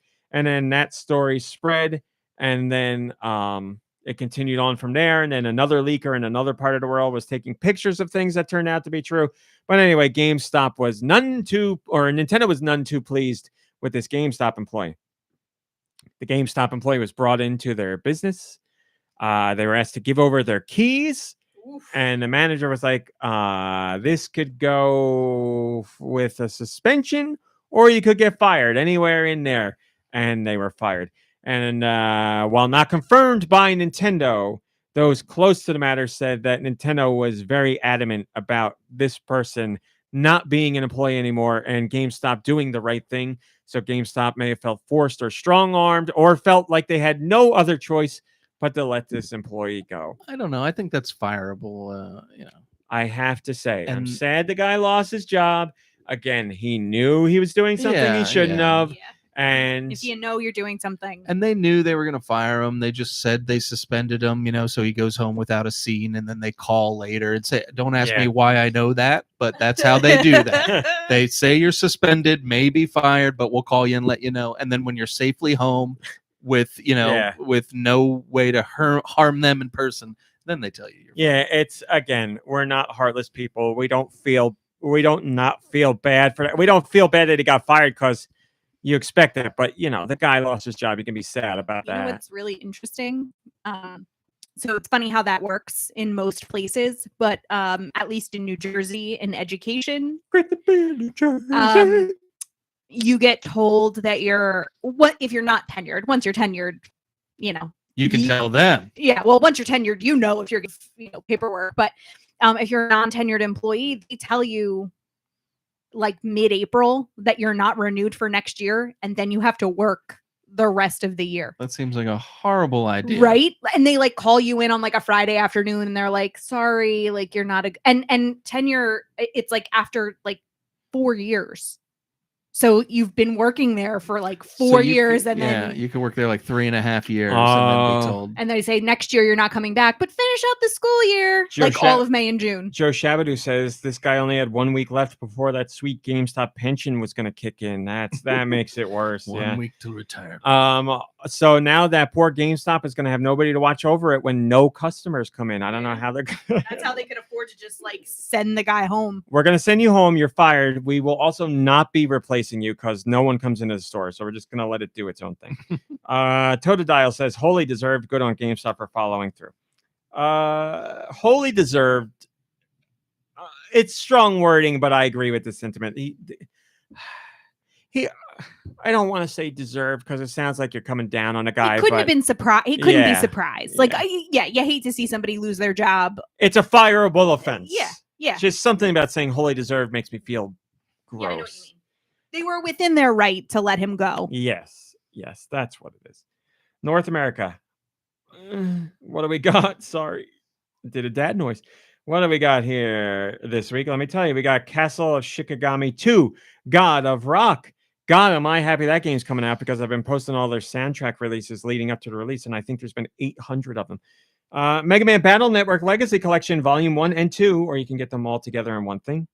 Minecraft. A hole in one or two. That's right. Minecraft Legends comes out on the 18th. Arcade Archives Rezon. Beach Cafe 2, The Escape Room. Bell Boomerang. Cannon Dancer Osman. Castle of the Underdogs Episode 1. Castle Renovator. Connect Dots Puzzle. Classic Casual Arcade. Disney Speedstorm. This is basically a Mario Kart clone, but with Disney characters. And you know who they announced for the roster this week? A classic Disney character from our era that nobody really knows anymore.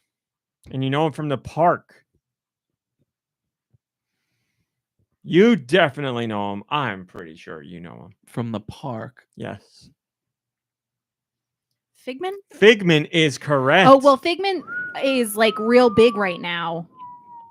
They did a whole bunch of like Figment stuff at Epcot. I believe Figment is the mascot of Epcot. I didn't know that. But... Well, he deserves it.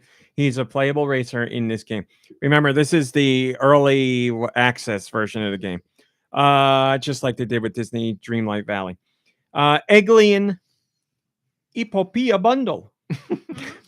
Eventide, Slavic Fable, Farm Slider, Final Fantasy. This is the Final Fantasy Pixel Remasters. So you can get all those games in one. That's Final Fantasy 1 through 6, the Pixel Remasters in one bundle. Or if there's just one of the games you like, or a couple of them you like, you can buy those individually as well. So again, these are Pixel Remasters. So they retain the style of the original games, but they've been revamped for your HD screen. So look forward to that. They also have arranged soundtracks and new font, but they also have classic soundtrack if you'd rather that. So cool way to replay your favorites, or experience those games for the first time. That's the kind of stuff I'm talking about. That's how you do it. Give these people the games that they... We love these games from years ago. Give people today a way to play them. Spruce them up a little bit for HD, sure, but make them look, play, feel like they did back then. Love it. Love it. Good job, Square Enix. Can I get all of those on a disc? Do they sell that physical? Do you know? Yes, they do. They do. Yeah. They sold that now, but they 100% have a physical package. Yep. Gangster Life, Criminal Untold, Cars, Theft, Police. Hey, HEI. Isekai Junior Manager. Jaratere RPG, spelled like solitaire. Jump Challenge. Lost Dream Darkness. Lost Epic. Marfusha. Match 3-pack. Mix Island Remix Plus. New Tanks. Nightshade Ninja Warrior. Pixel Game Maker Series. Tentacled Terrors Tyrannize Terra. Professor Miyamoto's Soraban and Flash Anzan. No idea what that is. Project Dark. Saber Grimoire, A Dragon's Tale. Or Grimoire. Sherlock Holmes, The Awakened. Sokolore. Zutalore. Star Chaser for Make-A-Wish. TAC Prologue. Tape, Unveil the Memories. The Mage Seeker, a League of Legends story. TAC Prologue. Tape, Unveil the Memories. The Mage Seeker, a League of Legends story. The Mystery of the Mayan Ruins. Olmec, open your gates. Tray Racers, free to play. That is a free to play game. Ultra Pixel Survive. Urban Flow, Let Yourself Go. And Zeus, God of Lightning. Kuribo says, I think there might be a Final Fantasy game releasing this week. You got it, my friend. There's 6 of them, actually. Josh, could you? What are the next European masterpieces? Let's find out with Nicky's sweet releases. You want to do? Yeah. Okay. Ladies and gentlemen, European Switch eShop releases. I forgot a picture in this post. For the week of April 13th, year of our Lord 2023. This is Do Michaels filling in. The one and only Nicholas Hill, Nicky Hill, we speak your name. Another Tomorrow. Behelgar. Cannon Dancer Osman. Castle of Shikigami 2. Castle Renovator. Katgachi Virtual Pet. Child Run. City Surfers Runner. Dogfight. Drill Deal Oil Tycoon. Forever Lost Episode 1. Grim Grimoire Once More. Hyper 5. Incoherence. Isekai Junior Manager. Jaratere RPG. Mega Man Battle Network Legacy Collection. Mystic Warriors Battleground. New Tanks. Nightshade Ninja Warrior. Numbers and Squares. Repit. Sable's Grimoire. A Dragon's Treasure. Sherlock Holmes, The Awakened. Sokolore. Station 117. The Library of Babel. The Mystery of the Mayan Ruins. Tray Racers. Tron Identity. Wild Frost. And Zodiac Alik. Zodiac Alik. Is there a comment there?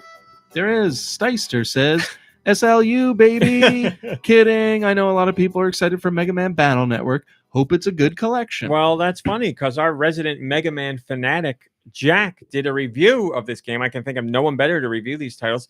And he found it to be an excellent collection. And he really dives deep into what makes it a great package for newcomers and old fans alike. So read that review. Jack, man, Jack's one of the best. His reviews, when I read Jack's reviews for proofreading, I'm like, this is embarrassing because he should be reading mine because his reviews are so good. His passion comes through in all of his reviews and features. He knows a ton about Mega Man, but in general, when he writes anything, they're fantastic. Go check out his review. Excellent review. Okay, moving on. What do we got here? We already said that, so we don't need to do it. Moving on. Thank you, Josh. Nintendo, very quickly, is opening another Nintendo store. It's in Kyoto, and it opens on October 17th. That's it. No pictures or anything like that, but that's the third of those type of stores outside of America. Here we have Nintendo NY. That would be so cool if Nintendo was big enough to have like Apple stores everywhere. You know what I mean? To just have like a Nintendo World Store Nintendo at every World Store. mall. It'd be awesome. Yeah, right. Don't dox my town. Splatoon, the next Splatfest has been announced, and they're doing the same thing they did when Pokemon was coming out. First time ever, a Splatoon cross Legend of Zelda Splatfest to promote, obviously, the release of Tears of the Kingdom. The Splatfest takes place on May 5th and runs to May 7th. And the question is, which do you seek? Remember, these are all 3 options in the Splatfest now for Splatoon 3. And of course, because it's Zelda related, MomBrain, what options are they? Which do you seek? 3 choices for this Splatfest. It is Legend of Zelda related.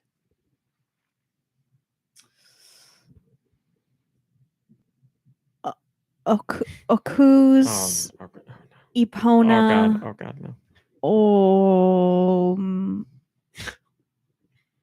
What 3 core tenets are part of Zelda? Oh, courage, Oh, there she Booyah. goes. wisdom, Mm-hmm. strength. Close. Power. Counts, I'll give it to you. I'll counts, give it to you. counts. Yeah, so you're fighting for power, which is Ganon, wisdom, which is Zelda, and courage, which is Link. Choose appropriately, all you Ganondorf freaks, because I know you're going to do it. They love the bad guy. PC said the choices are actually... I want to make sure I read it exactly as she wrote it. She said the choice will be anti-tingles, pro-tingles, and neutral tingles. Here, I'm sorry. Anastasia Beaver has it is, which do you seek? Are you all on team DILF, woman, or twink? That's true. Well, you put it that way, it's team DILF, definitely. So again, make your choice, fight for your team, because it matters. It matters. It's the most important vote you can make in your lifetime is a Splatfest vote. So get out there. Also, Nintendo, just like they did for Pokemon, you are able to buy real life versions of the shirts that you would get in game for supporting your team. So go to the Nintendo online store, and you can choose your shirt. So you'll get a Wisdom, a Courage, or a Power shirt with the same artwork. Did they do that with all their shirts? So They I could have do it- gotten like a Bigfoot shirt or a Nessie No, shirt? no. Unfortunately, they did it with Pokemon, and they're doing it with Zelda. I see. But if they did that for the last Splatfest, I definitely would have got one of those. But also this time we'll have a special Tricolor Turf War stage call in Scorch Gorge. That's a unique area. That's a rock formation. The stage has an unusual triangular geometry that reminds us of something. It's the Triforce, people. So they're going even more out for this one. That's very exciting. Linked Triforce says, love this. Nice that there's a crossover Splatfest that's not Pokemon related for once. I know there was one for Mario, but they've had several for Pokemon across all 3 Splatoon games. I'm Team Wisdom all the way. Representing Zelda here. All right, we got a Zelda. I think I would be Courage. Wisdom. Your Wisdom as well? Do if you were forced to pick?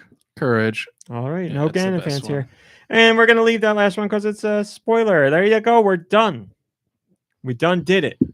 We done doed it. Sure, whatever. MomBrain, you have things to talk about this week. I do. Spring break, baby.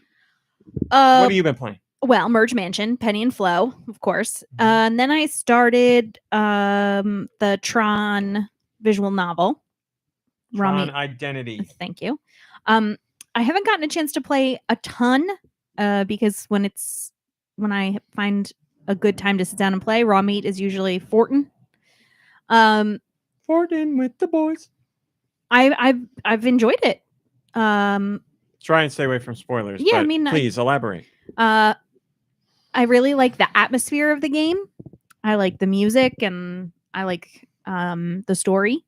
I like that there's a couple of little like puzzle things peppered in that you get to do to kind of. I do to kind of, keep things spicy. But it's also not just like here's a puzzle. It's tied to the story. It's like it's what the main character does. So you're doing their main objective. They're a detective and they can defrag character memories.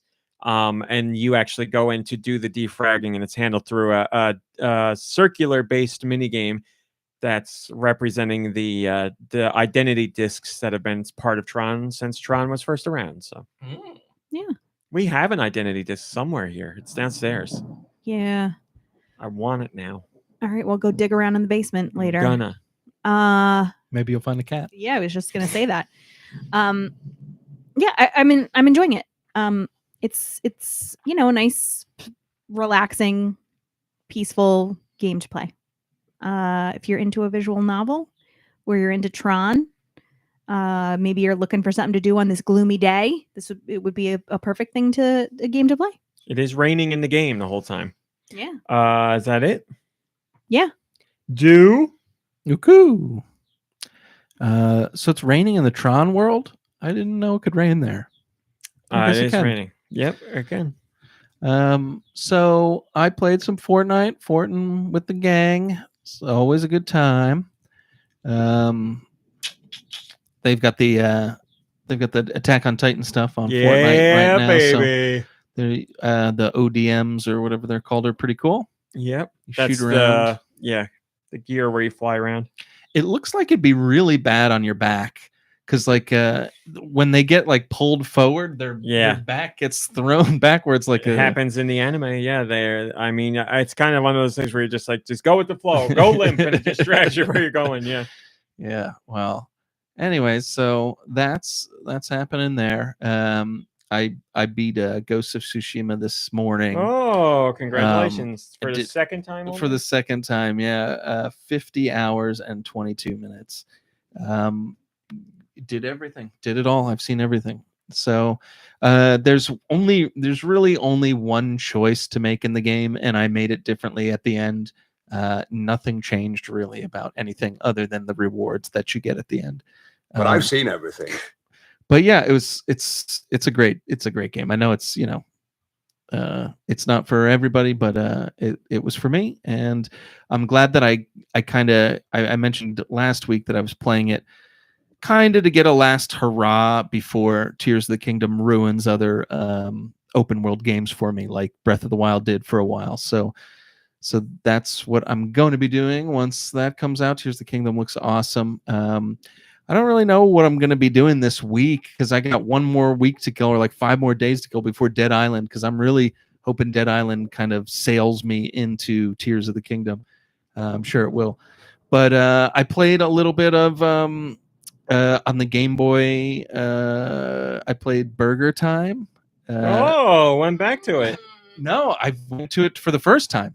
Oh, that's right. You were the one that was playing it. Yes. I went Burger to Time it. for the first time. Didn't realize how much fun the Game Boy version is. It's way better than the NES version. Yeah. And the game is fun. I was enjoying myself. It's a silly game, but it worked. So I played a little bit of that, and then I was supposed to get a couple of couches for the basement area, which is just a basement at the moment.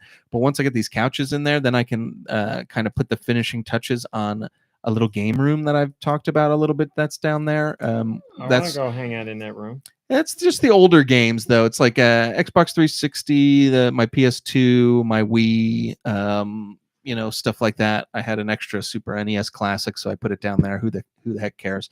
So now I've got it's all ready, and I set up the Wii this week because for some reason I hadn't had the Wii set up. I guess I figured with the Wii U I'd be cool, but then I was like, I can't play my GameCube games. Yeah. So I set up the Wii and I popped in a bunch of GameCube games just to feel the nostalgia. And I used isopropyl alcohol to clean all my old controllers because they were disgusting. That C button on the GameCube, if you don't use that thing, it gets like jelly. I don't know why it does that, but anyways, I'm just talking out my butt now. There's nothing interesting to say. I really didn't do much of anything other than what I've told you now. I'm just talking to talk. So, RMC, what did you play this week? Thanks for asking. Tony De La Mancha says, here I am playing Breath of the Wild again before Tears of the Kingdom. So he's going from one right into the other.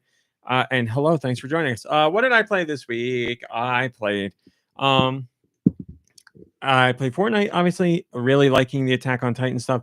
That omnidirectional mobility gear is so much fun to zip around with, and it's got me out of a lot of very sticky situations because that baby just goes. It's not like the sword. 3 sword dashes are now 2 sword dashes if you get a blue sword, and it's got to recharge. ODM, it's got a health bar, so like it eventually can't be used ever again, but that sucker lasts forever, and I've traveled halfway across the map and had plenty of charge left on that baby, so I love it, man. Hi, Burn and Cheese. Good to see you.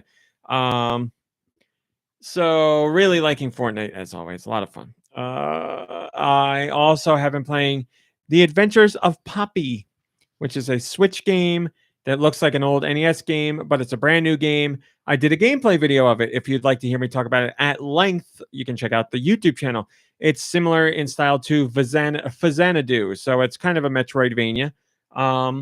It doesn't play the best. It doesn't look the best. It doesn't sound the best, but it brings me back to my childhood days where sometimes you got a game as a gift and you didn't really like it, but you're like, well, I'm a kid. I can't go out and buy another one. So you just played it. And then the things that you didn't appreciate somehow became endearing or at least nostalgic. And that's how this game feels to me, even though it's a brand new game. So I'm playing that. William George says, I'm still trying to finish up Power Wash Simulator. You know, I've been really close to trying that game because I think it would be a lot of fun. I think you just convinced me. We got power washing at home you can do.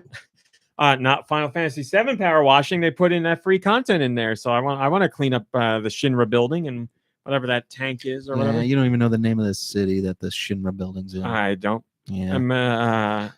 Maybe you should clean up the cobwebs in your brain first. Fill me in. What's the name? Midgar. Oh, I knew that, but I couldn't remember it.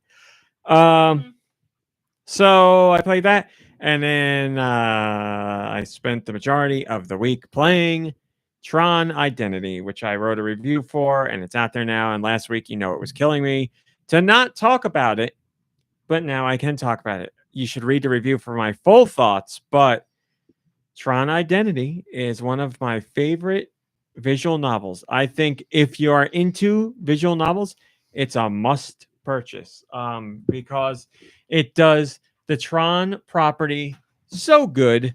The developers at Bithell, by the way, Bithell is the developer behind this game, and they've done Thomas Was Alone and Subsurface Circular. So they have great experience with crafting wonderful narratives in games. And they have done a visual novels before, and this is a visual novel. So they understand not only how to craft an intriguing, thought-provoking story, but clearly they are fans of Tron because they've gotten Tron better than anything had since the first movie. And of course, the first movie got it good because it invented Tron. So this is everything I want, expect, love about, and appreciate with Tron. Is Jeff Bridges in it? No, but he is referenced. Okay, all right. Because there's a whole thing in the game about how some view him as God, and they talk about him the same way they would Jesus. Like, he's going to return one day, and he's going to save us all and show us a new way. And other people are like, he's not real. He was never real. You people are crazy. So this takes place before the second and first movies? No, because it's a new grid.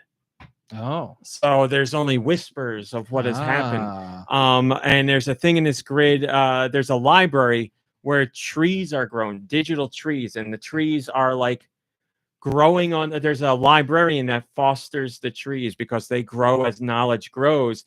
But the librarian is having a crisis because all this knowledge is locked up in one building, because it's basically like if this civilization would fall apart, like this would ruin everybody. But she's thinking it's not right that we hold on to this information. We have to disseminate it and let people do with it, let programs do with it what they will. There's really interesting, like, ethical conversations and topics in this game. It's everything I want from Tron, and it's everything I know Tron to be. Really explored to a very interesting level. They did. It's I love Tron. I love the idea of Tron, and I love some of the things that what was the Tron sequel movie? Legacy. I love some of the ideas that Tron Legacy explores. I think Tron Legacy is a fun movie, but I also think Tron Legacy was more of a spectacle. I like the movie. I do like it, and there are interesting tidbits and threads in there that I want to see followed. I just wish the movie took more of that direction, and the game certainly takes that approach because it's a visual novel. It's not here to be flashy. It's not here for big action sequences. If you're looking to like get on a light cycle and forget it, shoot tanks and stuff, that's not what this is about. This is about boxes, ask questions, fact finding. Yes, making decisions that can alter the course of programs' lives. It's about the things that make Tron interesting to me. The idea of a whole civilization inside a computer and how it relates to what we would call real people and life and living and what it means to be alive. And all these things are explored in this through very unique perspectives because there's maybe 6 characters in the game. And each one has a very interesting way of living and approach, and they all make you think things, and all that makes it hard for you to make decisions because you want to do not only what you think is right, but what you believe to be true. So the story's so good. Love it. Love it. Love it. Love it. Love the ideas it plays with. Love the paths it goes down. I love how your input really matters because the decisions you make impact what happens in the story. The composer, whose name is escaping me. It's a French name. It's a 3-letter word. It's a 2-letter word. It's a 3-letter word. I don't remember, but he nailed it. He's got an excellent soundtrack in this game, and his soundtrack is a great mix of what you heard from Daft Punk and Legacy and the original Tron. And I don't mean he remixes songs. He doesn't. He just takes the approach to the original Tron, which had a lot of like orchestral stuff with a little bit of synth. And Tron Legacy was a lot of synth with a little bit of orchestral, and he mixes those two together for this game. I'd say it leans more towards the Daft Punk style, but kills it. Like the song in the library is magical to me. And the song in each location has a song, but those songs get new instruments when you're talking to certain characters. Brilliantly done. So you associate a theme and an instrument with the song in the location. Does such a good job. The title song is great. The whole soundtrack great. I've listened to the soundtrack probably 4 times this week while I was working. Really good. You can stream it for free.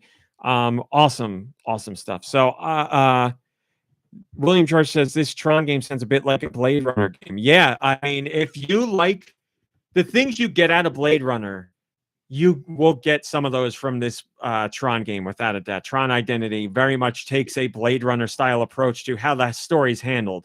And there's some similar themes in there. It's taken very seriously, and it asks tough questions, which is exactly what I want from a Tron game. So I cannot sing the praises of this game enough. And just this week, Bithell announced that this is the beginning of the relationship with Disney for the Tron property. So Bithell's doing more with Tron. And I'm so pumped for that. And I reported on that, and Bithell got in touch with me, and they were like, thank you so much for sharing that because nobody knows that we're doing that. And I was like, I didn't know either. When I found out, I was really excited. So, here's something. Really great story. Bithell, I want to say Mike Bithell is the guy's name. He read my review. I didn't send it to him. He read my review on his own because, when you put out a game, the embargo lifts, and you're like, oh my God, is my game going to suck? Does everybody hate it? He read my review, and mine was the first he quoted and retweeted to everybody. So he really liked it, which is awesome to see. I'm not out to please the people who make games. I'm out to tell the truth about how I feel about the game. But it's always nice when I love a game and a developer gets to see that, and they're like, that's awesome, because they work really hard on their stuff too.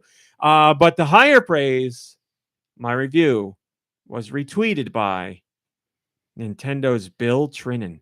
He doesn't do marketing for Nintendo. He's a translator for Miyamoto and oversees some other stuff. He's not their advertising guy.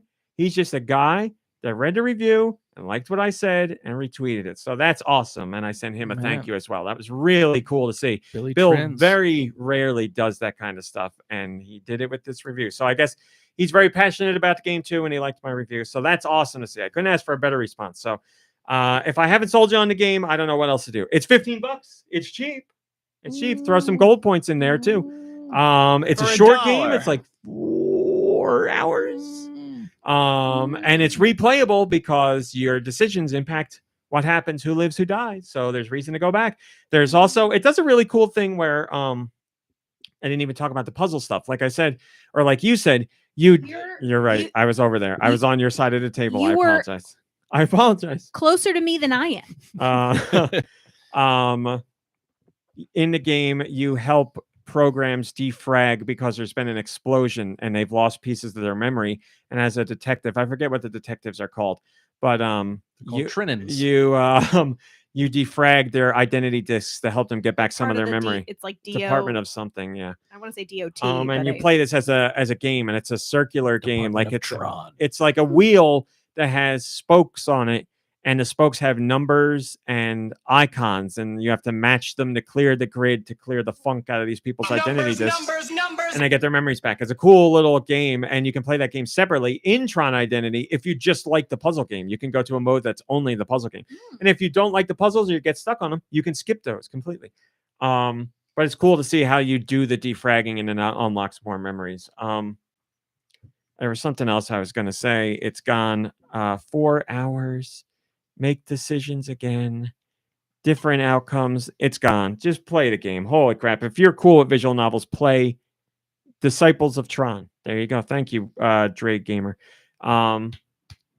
It's an awesome game. Awesome game. And there's a few moments in that game where I sat just staring at the screen with the music, which had some sullen points, and decisions I made didn't play out the way I was hoping they would. And I'm like, oh, man, this hurts. There's one character in particular where there's things that happen to him where I was like devastated by it. I was like, this poor person, this is a horrible story for them. So this poor program. Thank you. Dan Lasac is the composer. Go look him up on Twitter or type in his name and the Tron Identity soundtrack, or search it on GoNintendo because we shared it. Awesome game. Even if you don't know anything about Tron, this is a great place to start. So I love it. Awesome stuff. And now I can look forward to Tron 3 with what that asshole in it. I didn't know they're making a Tron 3. Crazy guy. He runs a cult. Oh, that guy's in it? Long hair. Yeah, I know his name. I know his face. Jeremy. No. Brought his mom to the Oscars, and he's got a cult. Jared Leto. Thank you, Jared. Kyle. Jared Leto, yeah. Thank you. I don't like the guy. I'll go see the Tron movie. He's just a big weirdo. But anyway, yeah, that's what I spent my time with, obviously. So he's not as bad as Mark Wahlberg for you. Because if Mark Wahlberg were in it, you wouldn't go see the movie. That is correct. Not there yet.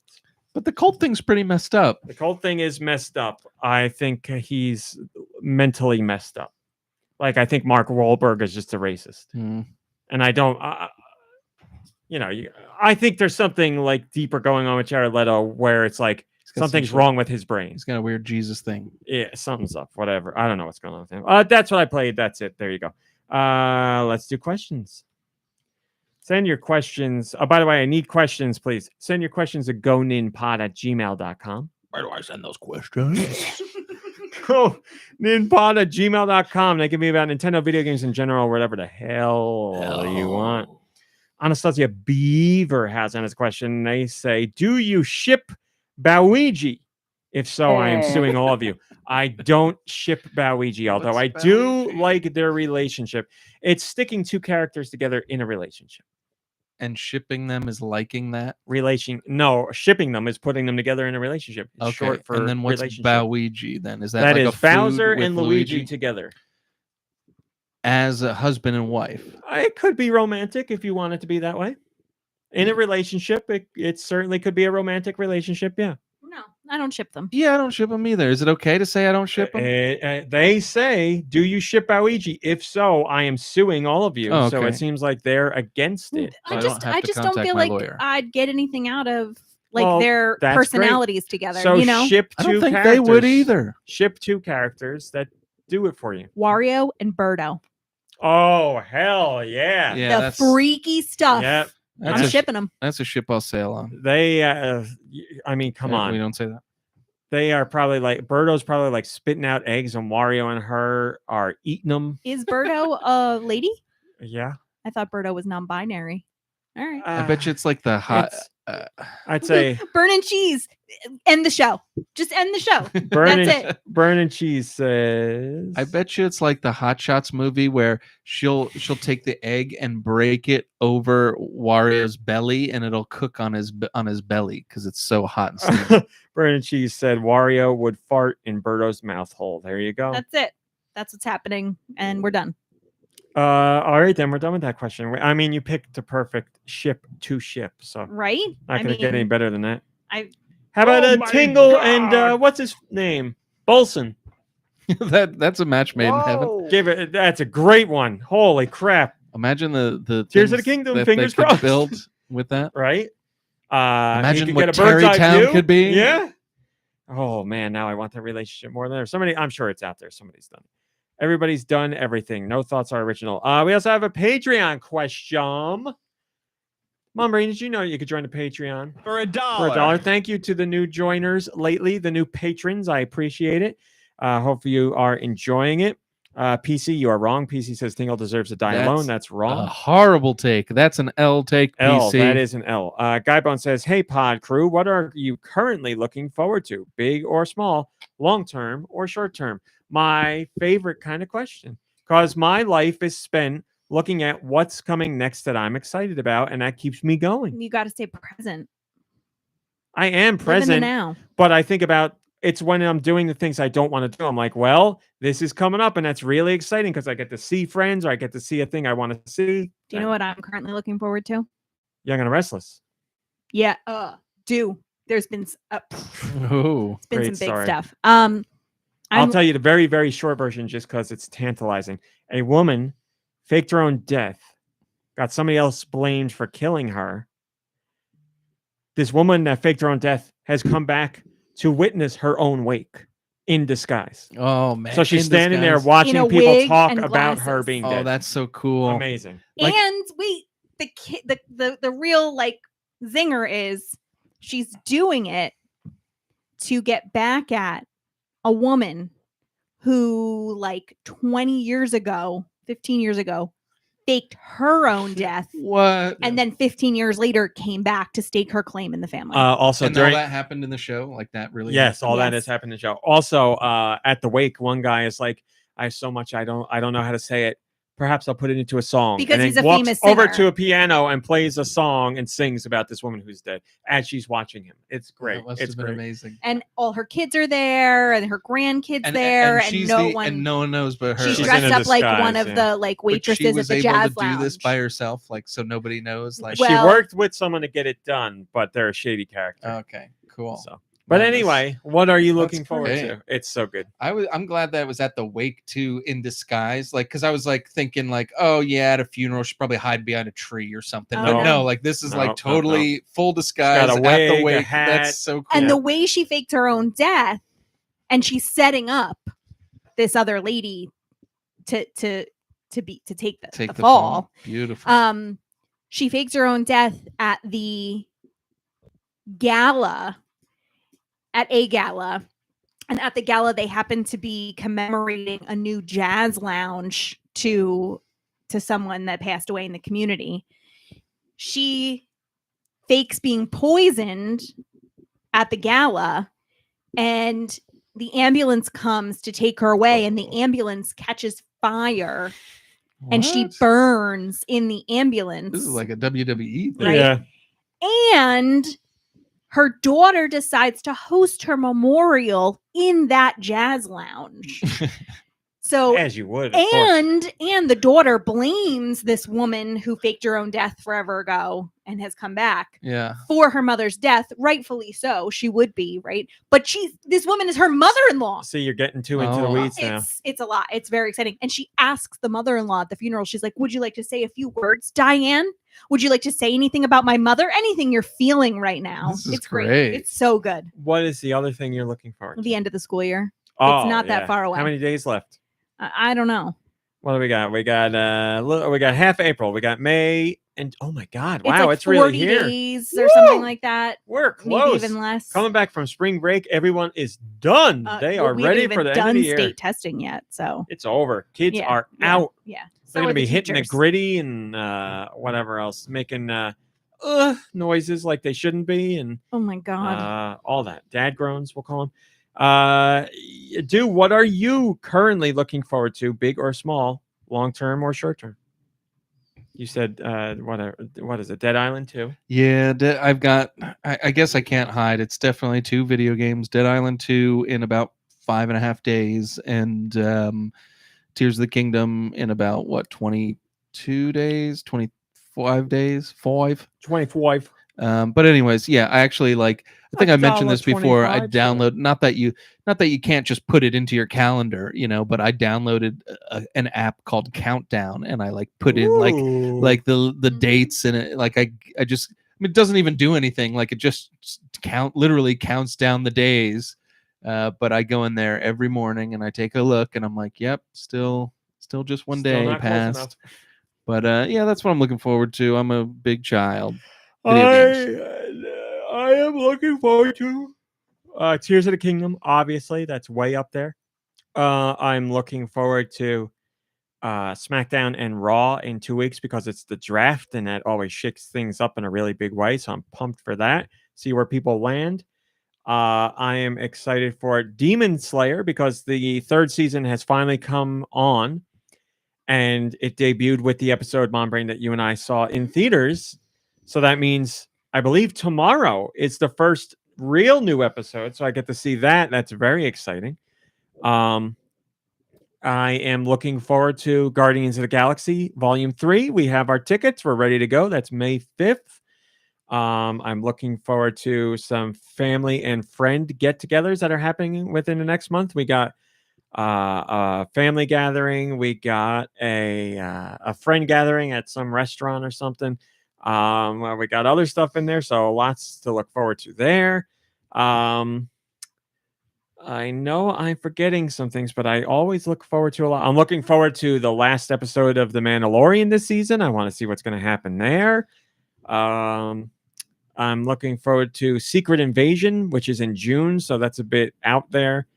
Yeah, I got a lot. Oh, Family Vacation isn't all that far away. That's true. Oh. I always look forward to that. I was talking on Patreon about how I always wanted to get into One Piece, but there's so many episodes that it's too daunting. It's Isn't that ironic that the show's called One Piece, but there's like way more pieces to it than that. I There's don't like even know why it's called One Piece. I haven't watched it. But yeah, there's like over 1,000 episodes easy, and it's still going. So I'm like, that's so daunting. But I really want to do it. And people on Patreon came up with the perfect solution because I am an idiot.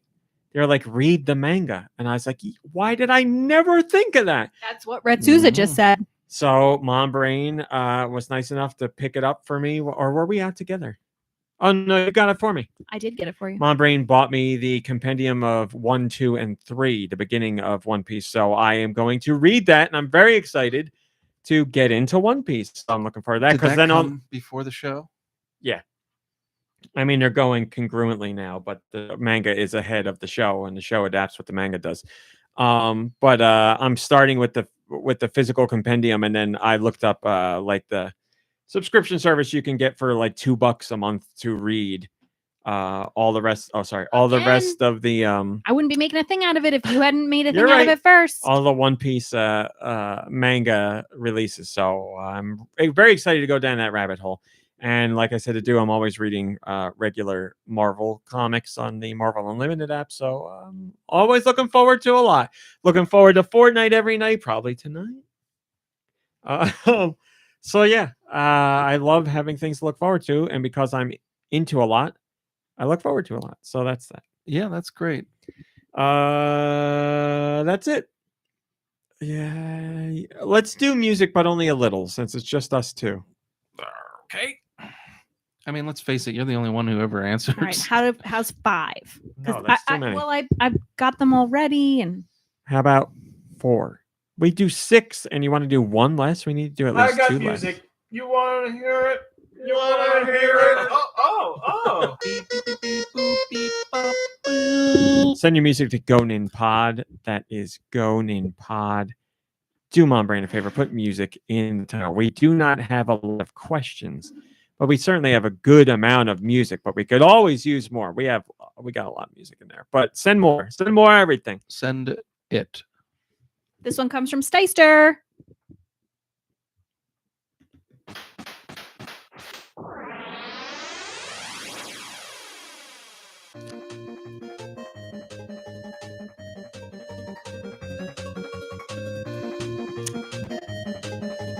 Those explosions.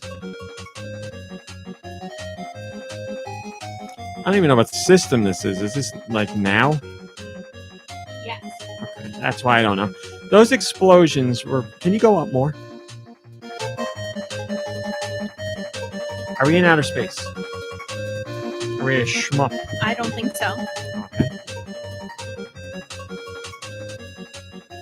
And this is classic. I don't know. It was Live Alive. Oh, I should have known that. Let's do. I didn't even want to say that I recognized it because I'm usually wrong. Like I usually think I recognize things and then don't. But I recognized it, and that was the reason. What's it from in that? Do you remember? I really don't. I don't.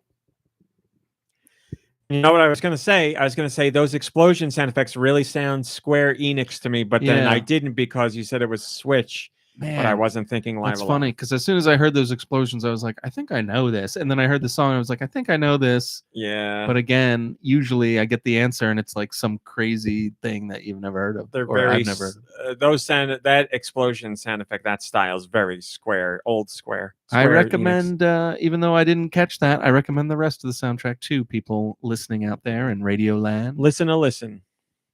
This one comes from Mikey3319.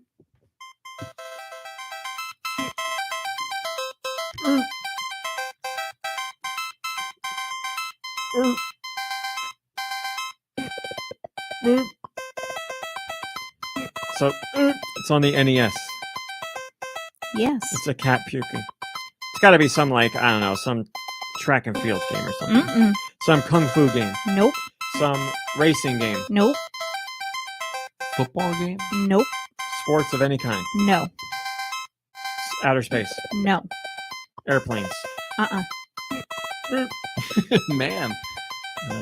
Farming? No. Somebody getting the Heimlich. Mm-mm. Okay. Platforming rat? We're out. Rat forming. Yoshi. Period. Just Yoshi. Just Yoshi, huh? Yoshi. NES. Man, I never played that game on the NES. That I was wouldn't from have guessed that's Yoshi. Mikey3319. This one comes Is from that as good? Yoshi? The Yoshi, yeah. Storbus Corbin. Oh, I know this one. Turn this baby up.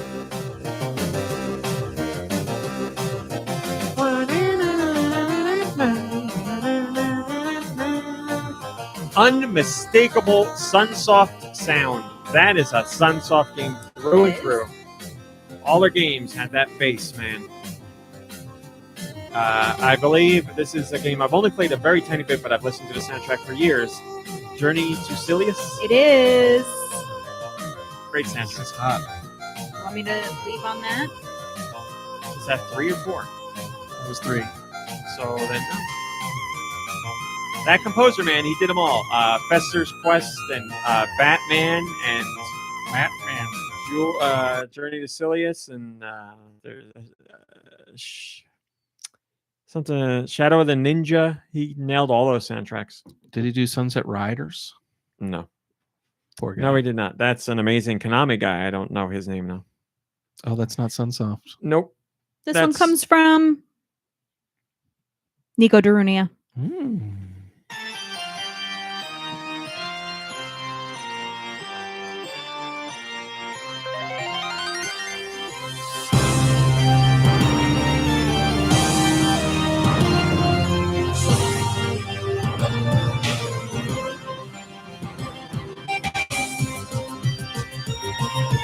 Oh, I like it.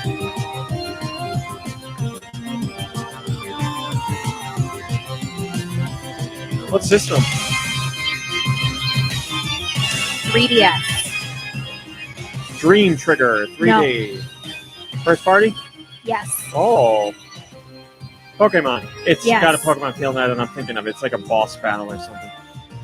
Sure. Pokemon on 3DS. Pokemon, why are you such a weak spot for me? do, even if you haven't played the game, the title should be near and dear to your heart. Jigglypuff. No.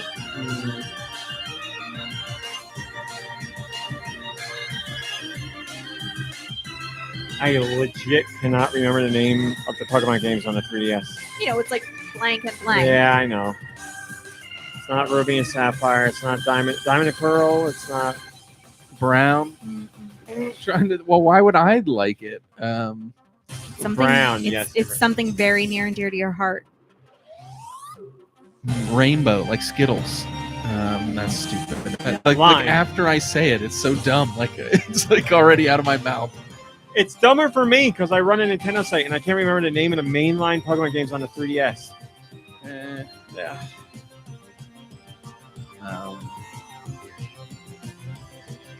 Pearl. No. It's not Scarlet and Violet. I know No. it's not Ruby. I said that. Sun and Moon. Yes. Oh! Sun and Moon. Of course. Sun This is a and kite. Moon. That's why I had trouble remembering it because it's not a color. Yeah. Brilliant. Sun and Moon. I got there. From I was trying to Nickelodeon. picture everything I could about that game in my mind, and I finally got to like a dojo fight, and I saw something that triggered Sun and Moon for me. I got there. Beautiful. This last song comes from Jessi. What's going on here? This is 5, isn't it? I don't know. This is the last one I have that's a YouTube. You son of a bitch.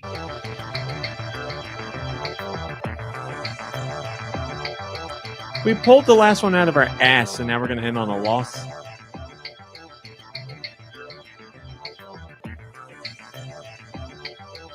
Another one I don't know. System of Sounds portable. Well, it could be portable. Switch. It is. Not a lot going on. In this Yeah, one. right. What's going on here?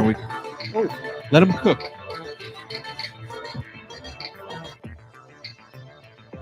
Ooh, man, this is a rough one. Whoever sent this one in. More catchy ones, please, from Streets of Rage as well. No, there's something to this one.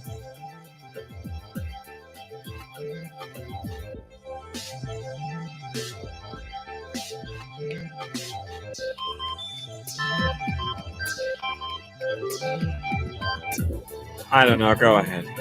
You got anything? I'm afraid I don't. Lumines Remastered. I know the game, but I have not played it. I can see the cover art, but did not cross paths with that one yet. Whew.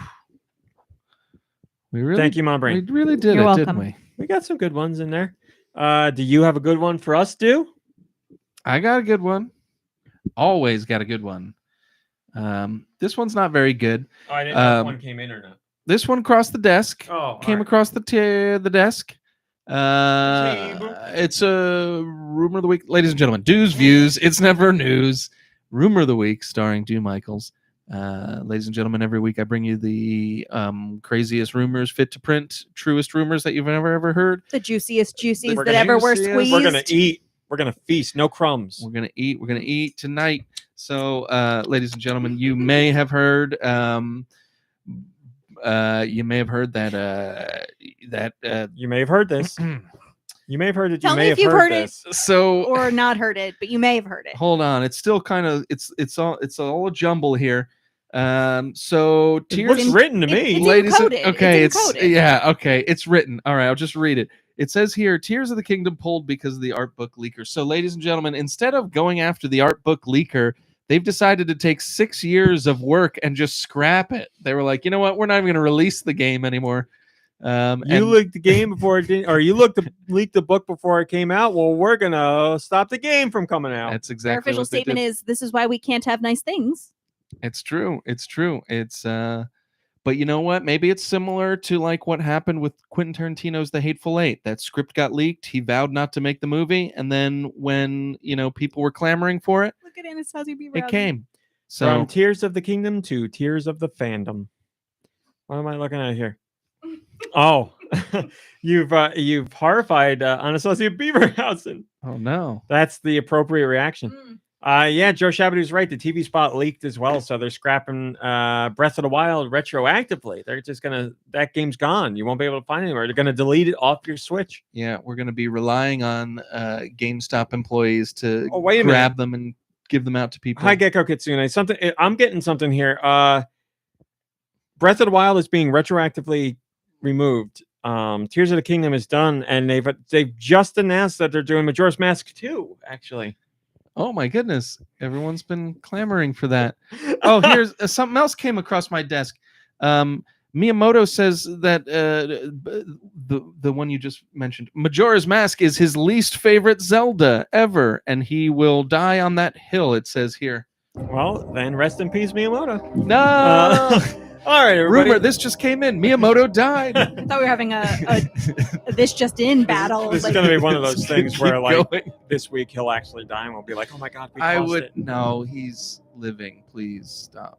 No mo. No. Thanks for watching. Thanks for listening. We will. Oh, next week's show. It's going to be on a special day and time. I don't know when, and we got to figure that out. But I'll keep you posted. So thanks for watching. Thanks for listening. We'll see you next week. Goodbye, everybody. Bye, Goodbye. everybody. Goodbye. After show, MomBrain, anything? No. Topic you want to discuss? Nope. I'm Okay. hungry. I'm hungry. That's my topic. I'm hungry. Oh my I'm god. hungry. I got 2 bites of that lemon cake left. Oh and my I walked goodness. double today. We're gonna double down on that lemon cake. So you saved a couple of bites, unlike that chocolate bunny. Well, I had to work calories, so I had to only eat like a monster. I had to eat 1 bite of a piece of cake. A monster would, I think, eat the entire cake.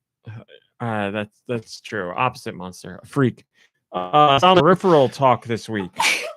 No, because as you know, it's still hard for me to say that word, so I won't be talking about that. There was something else I wanted to talk about. The Zelda Pro controller being not available anywhere. Is that what you wanted to talk about? No, I mean that's not a surprise. I'm sorry it's gone, Surprise! yes, you got a lot of TikToks to catch up on today because you weren't here on Tuesday. You guys, I Yeah. got one today that I am so. You know, stoked I've about. heard about this from you a million times before, and I gotta say, We're just going to enjoy them until we all go Montana on our asses. oh, that's right. Get in your TikToks today, guys, because you could be the next Montana. Oh, yes, Solid Master Link. No more updates on that because I haven't had the heart to watch it this week. He was talking about Peripheral, the Amazon show. No, I still have today to do my weekly episodes, so I will continue with the show. Just really not enjoying it is all I can say. No bigger update than that. So I'm sorry. Maybe next episode it'll turn around for me, but not there yet. But that's it. Yeah. PC says I bought myself an angel food cake and ate half of it, then fell asleep at 7 p.m. So you should be happy with just a bite of cake. Fell asleep at 7 p.m. had nothing to do with the cake. That's just a normal you thing. But angel food cake isn't a lot of calories actually. It's one of the best cakes to eat when it comes to little calories. So don't feel bad. So did you watch any more Beef? No, I didn't watch any more Beef either. I didn't watch anything. I've been playing Fortnite and Watch any more Tokyo Vice? Nope. Watch any more Barry? Sunday I did, so that counts. Nice. Yeah, I watched That one more. counts. I got one left now. I was trying to space it out for the next season of Barry, but I'm just gonna pull the trigger now. It's close enough. Yeah, so. why not? I still gotta catch up on The Mandalorian season 3. I haven't started watching it yet, but 1 episode left. I've been reading really great things about it online. A lot of people are really, really happy with this 3rd season /S. I was going to say, what section of Reddit controversial are you reading that in? All right, everybody. Thanks for watching. Thanks for listening. Rest, relax, play some games. You deserve it. Hang out with friends and family. And that's it. We'll see you next week. Goodbye, everybody. Goodbye. There we go. Surprise, surprise.